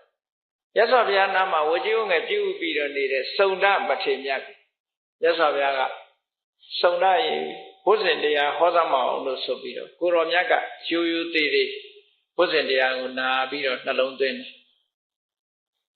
တယ်စွန့်ရည်တတ္တိတွေကဒီလိုအကြောင်းကျိုးဆက်ပြီးတော့စွန့်ရည်တတ္တိတွေထက်တယ်လို့ဒီဘုဇင်တော့မှာတော့အကြည့်ဧကတာဓမ္မရာသာပိခေလင်ညေနာပိပိလိတောတခါတည်းမြတ်စွာဘုရားကိုယ်တိုင်တော်မှမကြမ်းမာမှုကလာပြီးတော့နှိမ့်ဆက်တယ်တဲ့အဲ့ဒါလို့နှိမ့်ဆက်တဲ့အခါမှာစုံဒထေရိနတန်ယောဗနာပိတဝါနသာဒရံမြတ်စွာဘုရားကိုယ်တိုင်ကိုယ်ကတလေးတစားစုံဒကိုရွတ်ခိုင်းပြီးတော့ဒါတလေးတစားနာတယ်တဲ့နော်အဲ့ဒီလိုနာပြီးဝမ်းမြောက်ဝမ်းသာဖြစ်တဲ့အခါမှာမြတ်စွာဘုရားလည်းယောဂပျောက်သွားတယ်ဒါဟာမှန်သောစကားဖြစ်ပါတယ်အဲ့ဒီမှန်သောစကားကိုဆိုရခြင်းကြောင့်ခခသိမ့်ပင်ချမ်းသာဒုက္ခရပါစေလို့သစ္စာဆိုတာပဲတရား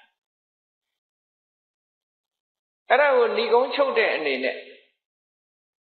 ပိနာတေသအာဘာဒဒိဏနံပိမဟေတိနာ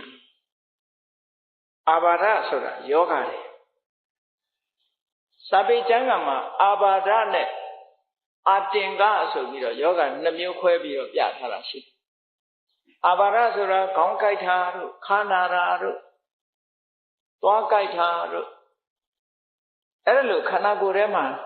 နာကျင်ကိုက်ခဲနေတဲ့ယောဂဝေဒနာကိုအာဘာဒလို့ခေါ်တယ်ခန္ဓာကိုယ်ကြီးတစ်ကိုယ်လုံးကိုက်ခဲပြီးတော့မလှုပ်နိုင်မရှားနိုင်မလှုပ်ခြင်းမရှားခြင်းဒီလိုဖြစ်နေတာနာကျင်ကိုက်ခဲတဲ့ယောဂတွေကိုအာဘာဒလို့ခေါ်တယ်အဲ့ဒါလို့တော့မနာဘူးလူကလမ်းလေးလျှောက်လိုက်ရင်လည်းမောတယ်ဟိုဟာလေးလှုပ်ရင်လည်းမောတယ်ဆိုတဲ့သွေးတူယောဂါတို့စီးဂျူယောဂါတို့ဘာတို့ညာတို့ဆိုတဲ့အဲ့ဒီယောဂမျိုးတွေကျတော့အတင်ကလို့ခေါ်တယ်လှုပ်ရှားကင်စားဖို့ရအတွက်ခက်ခဲဖြစ်တယ် တချို့ကလည်းအဲ့ဒါကိုတထေးယောဂါလို့ပြောတယ်ဘယ်သူကတထေးဖြစ်ချင်မှာတော့အဲ့ဒီတိုင်းဆိုနော်သွေးတို့ယောဂါတို့အမှမလုံနဲ့လှုပ်လိုက်ရင်သွေးကတိုးလာအဲ့ဒါမျိုးကြတော့အတင်ကလို့ခေါ်တယ်အသက်မွေးဝမ်းကြောင်းလုပ်ဖို့ခက်တယ်ပန်းမခံနိုင်ဘူးလှုပ်ရှားမခံနိုင်တဲ့ယောဂါမျိုးအဲ့ဒါလိုနှစ်မျိုးရှိတယ်အဲ့တော့အာဘာဒဆိုတဲ့ယောဂါမျိုးကိုတိဏ္ဏနံပိမဟေတိနံမက္ခဟတကိလေသာဝါဥပမာပေးထားတာကိလေသာကိုမက်နဲ့ပယ်လိုက်တဲ့အခါအဲ့ဒီကိလေသာဆိုတဲ့လောဘတွေဒေါသတွေမောဟတွေဆိုပြန်ပြီးတော့မပေါ်လာတော့ဘူးတခါတည်းပြောင်းနော်ဥပမာမဲ့သောတပတ္တိမက္ခဒိဋ္ဌိနဲ့ဝိသိကိစ္စပယ်လိုက်တယ်ဆိုရင်အဲ့ဒီဒိဋ္ဌိကဘယ်တော့မှကိုယ်တဏ္ဍာမှာပြန်မဖြစ်တော့သူ့တဏ္ဍာမှာပြန်မဖြစ်တော့ဝိသိကိစ္စဆိုတာလည်းဘယ်တော့မှပြန်မဖြစ်တော့အဲ့ဒါလို့တခါတည်းမက္ခပယ်လိုက်တာဟာအပြီးသက်ပယ်တာအဲ့ဒါမျိုးလိုပဲတဲ့သူတို့တဏ္ဍာမှာယောဂပျောက်သွားတာဒီမထေရသော်ဘုရားနေတဲ့ကွာဒီအရှင်မြတ်သုံးဦးတို့ရဲ့တဏ္ဍာမှာဖြစ်တဲ့ယောဂတွေဟာမက်နဲ့ကိလေသာကိုပယ်လိုက်တာကိလေသာကိုမက်နဲ့ပယ်လိုက်တဲ့ကိလေသာတွေလိုပဲသူတို့တဏ္ဍာမှာရှိတဲ့ယောဂဝေဒနာတွေဟာတခါတည်းပျောက်သွားပါလေတဲ့အဲ့ဒါလည်းပဲမှန်သောစကားဖြစ်ပါတယ်ဒီမှန်သောစကားကိုဆိုအချင်းကြောင့်ချမ်းသာပါစေလို့ဟောပေကြီးတွေမှာပါတာဒါလောက်ပဲပါတယ်နော်အဲ့ဒါလောက်ပဲပါတယ်အဲ့တော့ဒီပုဂ္ဂိုလ်အရှင်မြတ်သုံးပါးလုံးကိုကြည့်လိုက်ရှင်မာကတ္တဝဆိုတာလေယဟန္တာပုဂ္ဂိုလ်ကြီးရသော်ဘုရားရဲ့တပည့်တွေထဲမှာတတိယသာဝကဒါကရှင်မာမောဂလန်ဆိုတာလက်ရယံဒုတိယသာဝကတက္ကမသာဝကယဟန္တာပုဂ္ဂိုလ်ကြီးပဲနောက်ပြီးတော့မြတ်စွာဘုရားကိုယ်တိုင်ဒီပုဂ္ဂိုလ်မြတ်ကြီးတွေဘုဇင်တုတ်ရုပ်ထာကိုနာလို့ယောဂဝေဒနာတွေပျောက်သွားကြဒါဖြင့်တာမန်နာယုံနဲ့ဒုရတွေရောပျောက်နိုင်သလားလို့ဆိုတာစဉ်းစားစရာရှိတယ်ပေါ့မပျောက်ရင်ပြဿနာတက်တယ်ပျောက်နေရင်လည်းဆရာဝန်တွေဆေးကုရမှာမဟုတ်တော့နော်အဲ့တော့မပျောက်တာကဘာဖြစ်လို့ပျောက်တာကဘာဖြစ်လို့စဉ်းစားရနာယုံလေးနဲ့ယောဂဝေဒနာပျောက်နိုင်သလားနော်ယောဂဝေဒနာပျောက်ဖို့အတွက်ဘာတွေလိုအပ်သလဲလို့ဆိုဟောဒီဘုဇင်9ပါးကိုပွားများဖို့လိုအပ်ပါတယ်အဲ့ဒါပွားများလို့ရှိရင်ကာယကယောဂမပျောက်တောင်စေတသိကယောဂပျောက်မှသိချတယ်ပေါ့ကိုယန္တာကြီးတွေခုနတော့ကဘုရားတို့ရှင်မကတ္တဗတို့ရှင်မမောဂလန်တို့ဆိုတာစေတသိကယောဂမရှိဘူးခုနတော့ကအစိတ်ပွင့်ရဲ့အနတ်တွေကိုရှူရှိုင်းမိသည့်အတွက်ကြောင့်ဖြားတာအဖြားယောဂလေးရှိတာတုတ်ကွေးပေါ့ဗျာခုခေတ်လို့ဆို flu ဆိုတာနော်တုတ်ကွေးယောဂဖြတ်တုတ်ကွေးပြားလေးတွေဖြားအဲ့ဒီတုတ်ကွေးပြားလေးကိုဒီဘုဇင်တုတ်ရွတ်တာသစ္စာဆိုရင်တော့ပျောက်ကောင်းပျောက်နိုင်မယ်ပေါ့ကောင်းပြီဒီတဲ့၄နဲ့အောင်ဘုန်းကြီးတို့တွေဒီဘုဇင်9ပါးကိုဘယ်လိုလုပ်အောင်ဘုဇင်9ပါးပွားဆိုဘယ်လိုပွားရမလဲဆိုတာမြတ်စွာဘုရားကဘုဇင်ကတန်ရုံမှာဘုဇင်နဲ့ပတ်သက်ပြီးတော့ဟောထားတာတွေအများကြီးရှိတယ်။ကောင်းပြီဘုဇင်ကဆိုတဲ့စကားလုံးလေးကိုအရင်ကြည့်ဘုဇဆိုတဲ့စကားလုံးရဲ့မူရင်းစကားလုံးကဘောဓိစကားလုံးဆိုတာပြောင်းလဲသွားတာတစ်ခုနဲ့တွဲလိုက်တဲ့အခါမှာနည်းနည်းအတန်လေးတွေအနေထားလေးတွေပြောင်းသွားဘောဓိအင်္ဂတဲ့ဘောဓိဆိုတာအသိဉာဏ်သို့မဟုတ်အသိဉာဏ်ရှိသူအသိဉာဏ်ကိုလည်းဘောဓိလို့ခေါ်တယ်အသိဉာဏ်ရှိသူကိုလည်းဘောဓိလို့ခေါ်တယ်အဲ့ဒီအသိဉာဏ်ရဲ့အကြောင်းတရားတွေအချမ်းရံအကြောင်းတရားတွေဖြစ်သောကြောင့်ဘုဇင်ကဘောဓိအင်္ဂဘောဓိအင်္ဂကမှဘုဇင်ကလို့ဒီလိုဖြစ်လာပေါ့ပြောင်းလဲထားတာတခါအသိဉာဏ်ရှိတဲ့ပုဂ္ဂိုလ်ရဲ့အကြောင်းတရားတွေဖြစ်လို့အသိဉာဏ်ရခြင်းရဲ့အကြောင်းတရားတွေဖြစ်သောကြောင့်ဘုဇင်ကသိဖို့ရအတွက်လောကလူတွေဟာအသိဉာဏ်ဆိုတာသူကသူဖြစ်လာတာမဟုတ်ဘူးတဲ့အဲ့ဒီအသိဉာဏ်ရဖို့အတွက်ဒီစွမ်းရည်တတ္တိတွေကိုယ်တဏ္ဍာမှာထက်အောင်လုပ်ရမယ်စိတ်ရဲ့စွမ်းရည်တွေပဲဒါတွေကနော်စိတ်ထဲမှာရှိတဲ့စွမ်းရည်တတ္တိတွေထက်အောင်လေ့ကျင့်ပါတဲ့ထက်အောင်လေ့ကျင့်လို့ရှိရင်အသိဉာဏ်ရဖို့အတွက်ဖြစ်လာပါလိမ့်မယ်တဲ့အသိဉာဏ်ရခြင်းရဲ့အကြောင်းဖြစ်သောကြောင့်ဘောဓိအင်္ဂကနေဘုဇင်္ဂလို့ခေါ်တာ အဲ့ဒါကိုဗမာတွေကဘုဇင်ခဆိုတဲ့စကားလုံးကိုဆုံးအောင်မခေါ်တော့ဘဲနဲ့ဘုဇင်ခေါ်ရုံနဲ့မကဘူးတချို့ကဘောဇင်ဆိုတော့စားတာဖြစ်တယ်နော်ဘောဇင်မဟုတ်ဘူးဘုဇင်နော်အဲ့ဒါလို့ဘုဇင်တရားဆိုတာခုနပြောခဲ့တဲ့ဒီတစ်ခုစီမှတ်ဖို့လို့နံပါတ်1ကတတိနံပါတ်2ကဓမ္မဝိစယနံပါတ်3ကဝီရိယနံပါတ်4ကပီတိနံပါတ်5ကပတ္တတိနံပါတ်6ကသမာဓိနံပါတ်9ကဥပိ္ပခာလို့ဒီတဘာဝတရားတွေဟာမိမိတို့စိတ်ထဲမှာရှိနေတာတွေကိုစွန့်ရင်သက်တွေထက်အောင်လေ့ကျင့်ပါတဲ့လေ့ကျင့်ပုံလေ့ကျင့်နည်းတွေကိုမြတ်စွာဘုရားကဟောထားတာရှိတယ်ကဲဘယ်လိုလေ့ကျင့်မလဲတခုမြတ်စွာဘုရားကသုတ်တန်တွေမှာဟောထားတာဘယ်ကမ္မထာနဲ့ဘယ်အာယုန်နဲ့ဖြစ်ဖြစ်တွဲဖက်ပြီးတော့လေ့ကျင့်လို့ရတယ်ဆိုပါစို့အာနာပါနနဲ့တွဲဖက်ပြီးတော့လေ့ကျင့်မလားမေတ္တာနဲ့တွဲဖက်ပြီးတော့လေ့ကျင့်မလားကရုဏာနဲ့တွဲဖက်ပြီးတော့လေ့ကျင့်မလားဘာနဲ့တွဲဖက်လေ့ကျင့်လို့ရတယ်လို့ဆိုလို့နော်တခြားကမ္မထာအာယုန်တွေနဲ့လည်းတွဲဖက်လေ့ကျင့်လို့ရတယ်ကဲကောင်းပြီအများသိလို့လွယ်အောင်အာနာပါနနဲ့တွဲဖက်ပြီးတော့လေ့ကျင့်ပုံလေးကိုကြည့်ရအာနာပါနနဲ့တွဲဖက်ပြီးတော့လေ့ကျင့်မယ်အာနာပါနကမ္မထာကိုအထုတ်တယ်အာနာပါနကမ္မထာကိုအထုတ်ပြီဆိုတဲ့အခါမှာမြတ်စွာဘုရားကကျွတ်တင်ပြင်ဆင်မှုလေးတွေကိုပေးထားရှိတယ်ဒီကမ္မထာအထုတ်ပြီဆိုလို့ရှိရင်နဲ့စိတ်ငြိမ်တဲ့နေရာမှာလုပ်ဖို့လိုတယ်ပေါ့ဒါကြောင့်မို့စိတ်ငြိမ်တဲ့နေရာကိုပြထားရုက္ခမူလအပင်ရင်းပဲဖြစ်စေနော်အရိညတောထဲမှာဖြစ်စေတုံညာခါရလူတူဘယ်သူမှမရှိတဲ့တိတ်ဆိတ်တဲ့ဘယ်သူမှမနေတဲ့အခန်းထဲမှာဖြစ်စေပေါ့အဲ့ဒါလို့တိတ်ဆိတ်ငြိမ်သက်တဲ့နေရာလေးတစ်ခုကိုရွေးပြီးတဲ့အခါကျတော့အမျိုးသားတွေတင်မလင်ခွေးထိုင်အမျိုးသမီးတွေကြတော့ဒူးတုတ်တဲ့အတ္တပလင်ကအထိုင်မျိုးထိုင်ခါထက်ကိုလေးကိုဆန်းဆန်းကလေးထားဒါကဘာဖြစ်လို့ဆန်းဆန်းထားခိုင်းတာတော့ဆိုကုန်းပြီးတော့နေလို့ရှိရင်နောက်ကျတော့ခါအောင်တဲ့ယောဂဖြစ်လာတယ်ခေါင်းရယ်ခါရယ်မတ်မတ်ကလေးထားလို့ဒီလိုဆိုလို့အာနာပါနလုပ်ပြီဆိုရင်အဲ့ဒီပြင်ဆင်မှုလေးတွေရှိတယ်ပေါ့ဒါဖြင့်တင်မြင်ခွေရတာဘာဖြစ်လို့တော့ဆိုဣရိယာပုတ်အနေနဲ့မရွှေ့မပြောင်းခိုင်မြဲအောင်ကြာထိုင်နိုင်ဒါဖြင့်ဘာဖြစ်လို့အိပ်ပြီးတော့မလုပ်တာတော့ဆိုအိပ်လို့ရင်အိပ်ပြောသွားမှာပေါ့လူတွေကစိန်ခံတဲ့ဘက်ရောက်သွားတယ်နော်ထိုင်နေတယ်ဆိုတာကြတော့သူကအိပ်မပြောဘူးတော့အဲ့ဒါကြောင့်မလို့ထိုင်ခြင်းဣရိယာပုတ်ဟာငြိမ်သက်တယ်လမ်းလျှောက်နေရင်တော့လည်းလှုပ်ရှားနေတယ်သိအဆင်မပြေဘူးအဲ့တော့လမ်းမလျှောက်နဲ့မတရမနေနဲ့ထိုင်နေပြီးတဲ့အခါအိပ်လည်းမနေနဲ့ထိုင်ပြီးတဲ့အခါမှာခန္ဓာကိုယ်ခမ်းမတ်မတ်ကလေးထားပြီးတော့ပုံမှန်ကလေးရှုနိုင်အောင်ကြိုးစားတဲ့ပြင်းပြင်းကြီးရှုเสียမလိုဘူးတဲ့ပုံမှန်အနေထားလေးအသက်ရှုစိတ်အားလုံးကိုစိုက်ထားစိတ်ကိုနှာသေးကြားကိုပို့လိုက်ပို့ထားပြီးတော့အဲ့ဒီထက်လေဝင်လေလေးကိုမှတ်နေပါတဲ့တတိနဲ့ရှုလိုက်ပါတတိနဲ့ရှိုက်လိုက်ပါ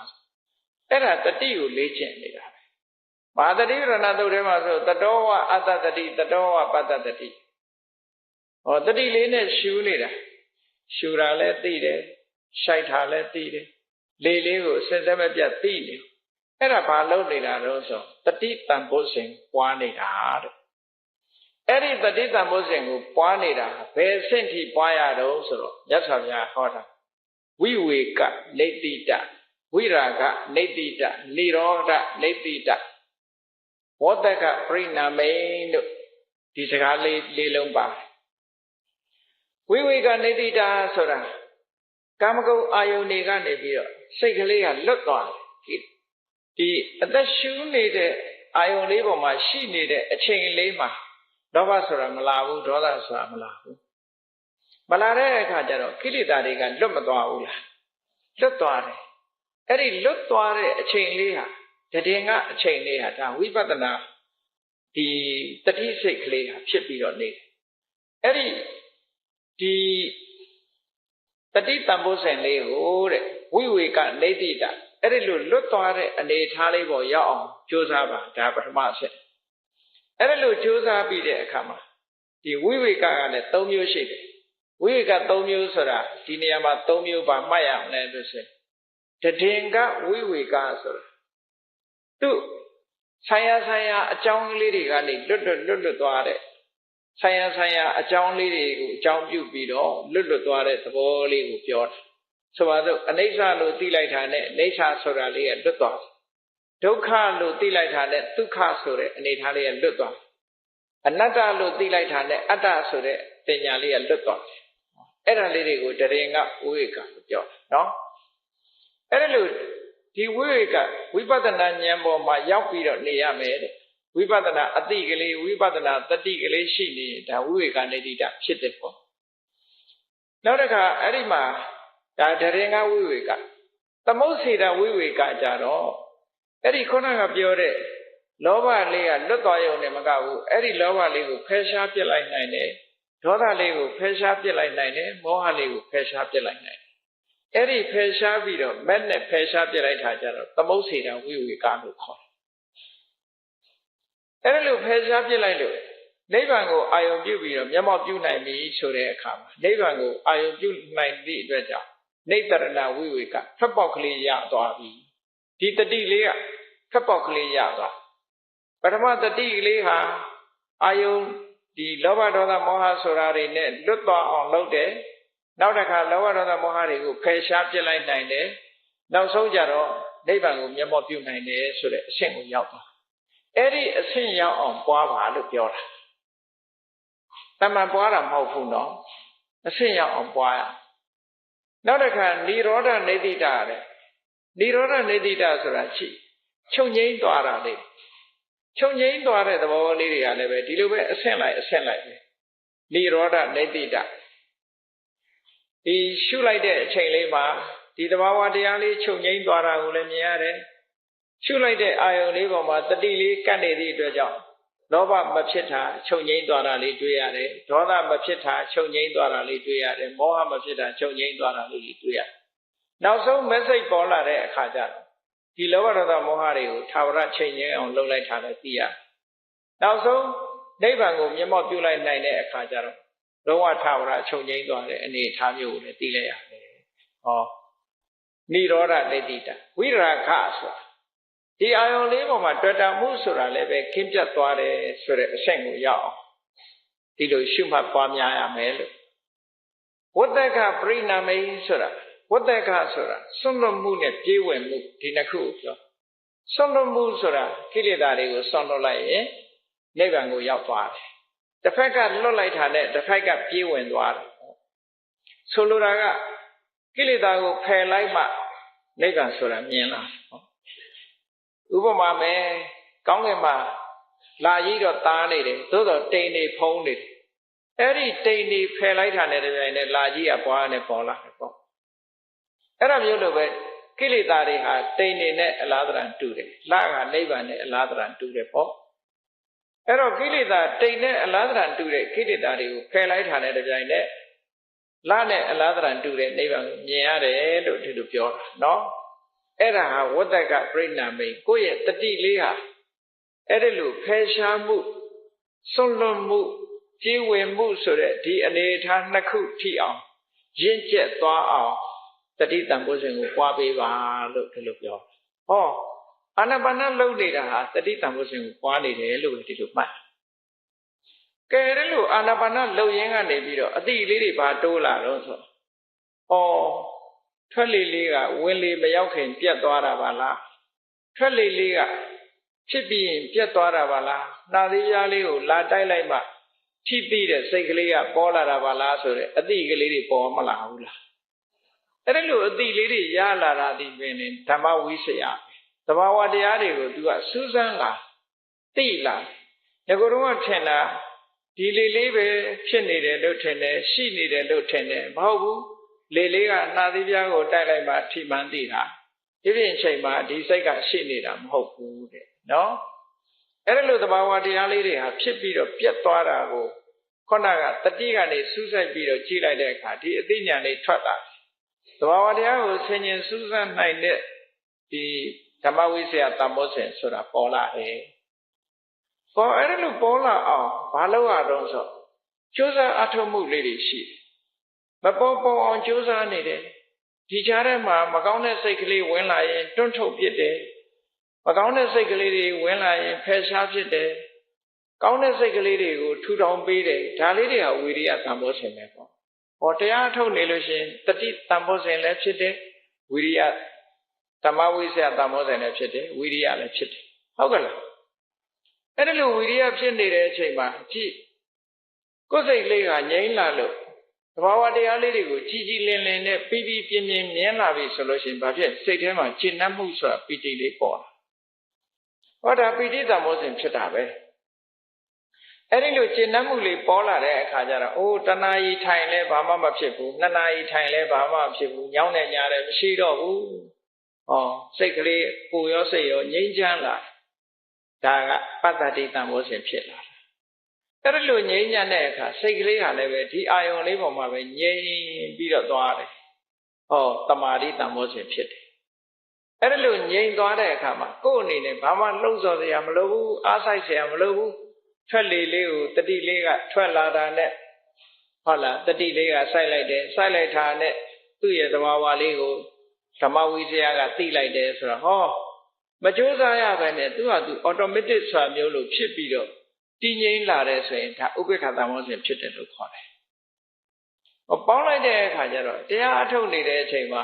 တတိတန်ဖိုးစဉ်လည်းဖြစ်တယ်ဓမ္မဝိဇ္ဇာဝိရိယပိဋိပတ္တိသမာဓိဥပေက္ခဆိုတဲ့တန်ဖိုးစဉ်တရားတွေဟာဖြစ်နေတယ်လို့ဒီလိုပြောတာနော်။အဲ့ဒီတရားတွေကိုခုနကဘယ်ထိအောင်ပွားရမှာတော့ဆိုရင်ဝတ္တကပရိနာမိတ်ကိလေသာတွေကိုဖယ်ရှားပြီးတော့နိဗ္ဗာန်ကိုပြေးဝင်သွားသည့်အထိရင့်ကျက်လာအောင်ပွားရမယ်လို့ဒီလိုပြောတာအဲ့ဒါလို့ပွားမှဒီဘုဇင်ကတကယ်ကိုဆေးဖြစ်မှာတဲ့တာမန်လေးနဲ့တော့ဆေးဖြစ်အောင်မဟုတ်သေးဘူးဟုတ်ကဲ့လားဒါကသုတ်တန်နေမှာမြတ်စွာဘုရားကဒီလိုဘုဇင်9ပါးပွားပုံပွားနည်းတွေကိုအသေးစိတ်ဒီလိုဟောထားတာရှင်းဝိဝေကနေတိတာတဲ့ကိစိတ်ကျင့်တတ်မှုထိအောင်အခြေခံထားပြီးတော့ပွားပါတဲ့ဝိရာကနေတိတာဒီလောဘဒေါသမောဟတွေပြည့်ပြည့်ကင်းစိတ်သွားအောင်ပွားပါនិရောဓလောဘဒေါသမောဟတွေချုပ်ငြိမ်းသွားအောင်ပွားပါဝတ္တကပရိနာမေကိလေသာတွေကိုဆွတ်လွတ်ပြီးတော့နိဗ္ဗာန်သို့ရောက်ထိသွားအောင်ရင့်ကျက်လာသည့်ထိအောင်ပွားပါလို့ဆိုဟောကမ္မဋ္ဌာန်းတရားအထုတ်နေတယ်ဆိုတာဘုဇင်9ပါးပွားနေတာပဲပြောတော့ဘာလို့နေတော့ထွက်လေဝင်လေမှတ်နေတယ်ပဲပြောတာပဲဟုတ်လားအဲ့တော့ထွက်လေဝင်လေမှတ်နေတယ်ဆိုတာကြည့်ဘုဇင်9ပါးပွားနေတာပဲလို့ဒီလိုဆိုဒါကြောင့်မို့လို့သုတ်တံမှာမြတ်စွာဘုရားသခင်ကိုရောမြတ်ကဒီဘုဇင်9ပါးပွားနေခြင်းဖြင့်ဘာတွေကိုဖယ်ရှားပြစ်နိုင်တယ်ဆိုတော့နိဝရဏတရားတွေကိုဖယ်ရှားပြစ်တာတဲ့နိဝရဏတရားတွေဆိုတာအလုံးသိတဲ့အတိုင်းစိတ်ကိုကုသိုလ်စိတ်တွေကိုစုပ်ပိတ်တတ်တဲ့သဘာဝတရားတွေအဲ့ဒါတွေကဒီအာယုံ၅ပါးကာမဂုဏ်တရားတွေကိုခံစားခြင်းနဲ့လောဘမခံစားရလို့ရှိရင်စိတ်အလိုမကျတဲ့ဒေါသနော်စိတ်ထဲမှာမတည်ငြိမ်မှုဒီပြန့်လွင့်မှုပူပင်မှုဆိုတဲ့ဥဒိစ္စကောကုဆစိတ်တွေအာပြော့သွားမှုထိုင်မိုင်းမှုအိတ်ချင်မှုဆိုတဲ့ဌိနမိတ်တကိုလုံးတဲ့အလုပ်ပေါ်မှာတန်တရားရှိနေမှုဆိုတဲ့ဝိသိကိစ္စတဲ့အဲ့ဒါတွေဟာនិဝရဏလို့ခေါ်ပါတယ်အဲ့ဒီသဘာဝတရားတွေကိုဖယ်ရှားပြစ်တာဟောဘုဇင်ပွားလိုက်လို့ရှိရင်အဲ့ဒီသဘာဝတရားတွေဟာလေတိုက်လိုက်လို့ကောင်းကင်မှာတိမ်နေလွင့်သွားတယ်လို့ပဲဘုဇင်တရားပွားလိုက်တာနဲ့တပြိုင်နက်ခုနတုန်းကဒီကာမဂုဏ်အာယုံခံစားခြင်းတဲ့စိတ်တွေဆိုပါစို့ပွဲကြည့်ခြင်းတဲ့စိတ်တွေရုပ်ရှင်ကြည့်ခြင်းတဲ့စိတ်တွေရှိသေးလားမရှိတော့ဟောကာမိသန္တာတွေမရှိတော့ကွာသွားတယ်လို့ဒီလိုပြောတယ်နော်အဲ့ဒါတွေကွာရမယ်ကွာပြီးတော့ကိုယ်စိတ်လေးကဘယ်ပေါ်မှာအခြေစိုက်ရမလဲလို့ဆိုရင်တတိပဋ္ဌာန်တရား၄ပါးပေါ်မှာအခြေစိုက်ကြည်အာနာပါနဆိုတာဘယ်ပေါ်အခြေစိုက်တာတော့ဆိုကာယ ानु ပဒနာတတိပဋ္ဌာန်ပေါ်မှာအခြေစိုက်တာဩတခါတခါကိုယ်စိတ်လေးကိုအကဲခတ်လို့ရှိရင်စိတ်လေးရဲ့အခြေအနေကိုသိတဲ့အခါစိတ်တ ानु ပဒနာပေါ့ခံစားမှုလေးကိုအာယုံဆိုင်ပြီးတဲ့အခါဝေဒနာ ानु ပဒနာပေါ့ဉာဏ်နဲ့သဘာဝတရားတွေကိုအခြေစိုက်ပြီးတဲ့အခါမှာဓမ္မ ानु ပဒနာပေါ့ဟောကိုယ့်ရဲ့စိတ်ကလေးဟာကြည်ဘုဇင်တကပွားတဲ့အခါမှာ ဒီဝရဏတရားတွေကိုဖယ်ရှားပြစ်ပြီးတော့တတိပဌာန်၄ပါးပေါ်မှာစိတ်လေးကအခြေဆိုင်မိသွားတယ်အခြေဆိုင်ပြီးတော့ဟောဒီဘုဇင်9ပါးမိမိတို့ရဲ့တဏ္ဍာမှာကြီးထွားလာအောင်လေ့ကျင့်ပြီးတော့ပေးတာတဲ့လေ့ကျင့်ပြီးတော့ယူတာကမ္မထာအာထုတ်တာဒီပင်ဘုဇင်ပွားများခြင်းပဲရသော်ဘုရားသခင်ကိုတော်မြတ်ကနိညတရဘုဇ္ဇတပတ္တာနိညတိန်တရိယသံဝရနိညတရသဗ္ဗနေတ္တကသုထိန်ပတ္တမိပါဏိနာဒါလိုဟောထားတာရှိတယ်နတ်သားတယောက်ရဲ့အမေကိုမြတ်စွာဘုရားဖြေထားတယ်နိညတရဘုဇ္ဇတပတ္တာဆိုတာဘုဇင်9ပါးဆိုတဲ့အကျင့်တရားဒီကမ္မထာတရားအာမထုတ်ဖဲနဲ့တတ္တဝါတွေချမ်းသာဒုက္ခရတယ်ဆိုတာမရှိဘူးတဲ့မဖြစ်နိုင်ဘူးဒီလမ်းပဲရှိတယ်နိဗ္ဗာန်လိုချင်ဒီလမ်းကရှောက်လို့ပြောတယ်ဟုတ်ကဲ့လားနိဗ္ဗာန်လိုချင်ဘုဇင်9ပါးအကျင့်တရားဆိုတဲ့ဒီလမ်းကရှောက်ကမ္မထာတရားကိုနိမ့်မှန်နာမှအထုတ်နေခြင်းဒီပဲလေဘုဇင်9ပါးပွားနေခြင်းပဲဖြစ်တယ်ဘုဇင်9ပါးပွားတာကတခြားကမ္မထာအထုတ်တာကတခြားတယ်လို့မဟုတ်ဘူးเนาะဒီထဲမှာတတိတံဘုဇင်ဆိုတာဖြစ်နေတယ်ဓမ္မဝိဇ္ဇာတံဘုဇင်ပညာတွေဖြစ်နေတယ်ဝိရိယတံဘုဇင်ကြိုးစားမှုတွေဖြစ်နေတယ်နော်ပိဋိတံဘုဇင်တွေယမယခဖြစ်တယ်ပတ္တတိတံဘုဇင်တွေဖြစ်တယ်သမာဓိတံဘုဇင်တွေဖြစ်တယ်ဥပေက္ခတံဘုဇင်တွေဖြစ်လာတယ်ဒါဖြင့်မဂ္ဂင်၈ပါးနဲ့ဘာကွာလဲလို့မေးကြရှိတယ်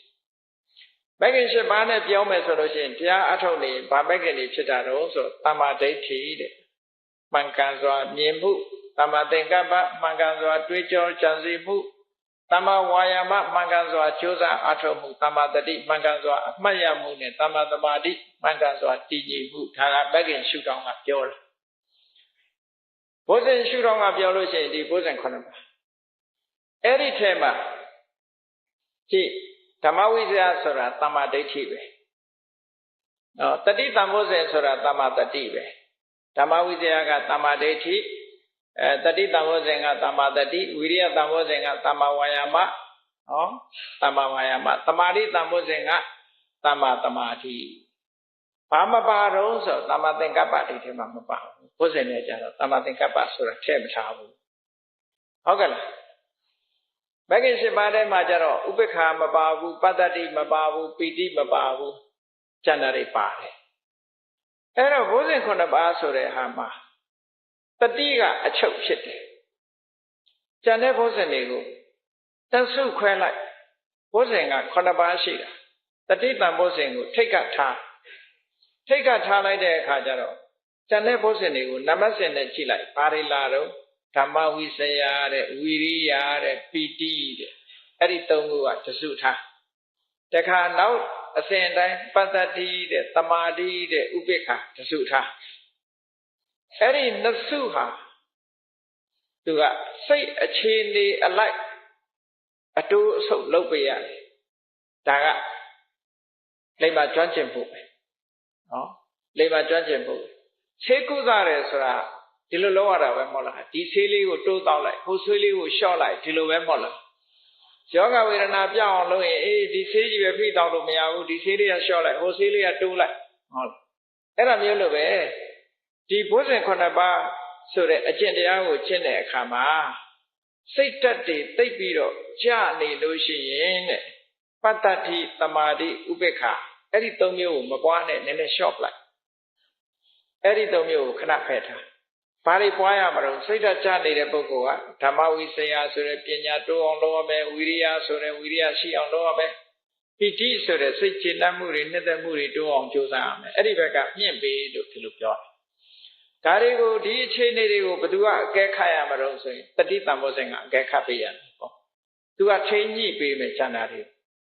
ထိန်းညှိပေးဖို့အမှန်တမ်းလိုအပ်တယ်အေးတခါတရံကျတော့လူတွေကစိတ်ဓာတ်တွေကတိတ်တက်ကြွနေတယ်ရခြင်းနဲ့ခုချက်ချင်းရခြင်းနဲ့တရားထုတရားမြတ်လေအဲ့ဒီလိုစိတ်ဓာတ်တွေတအားတက်ကြွနေပြီဆိုတဲ့အချိန်မှာဆိုရင်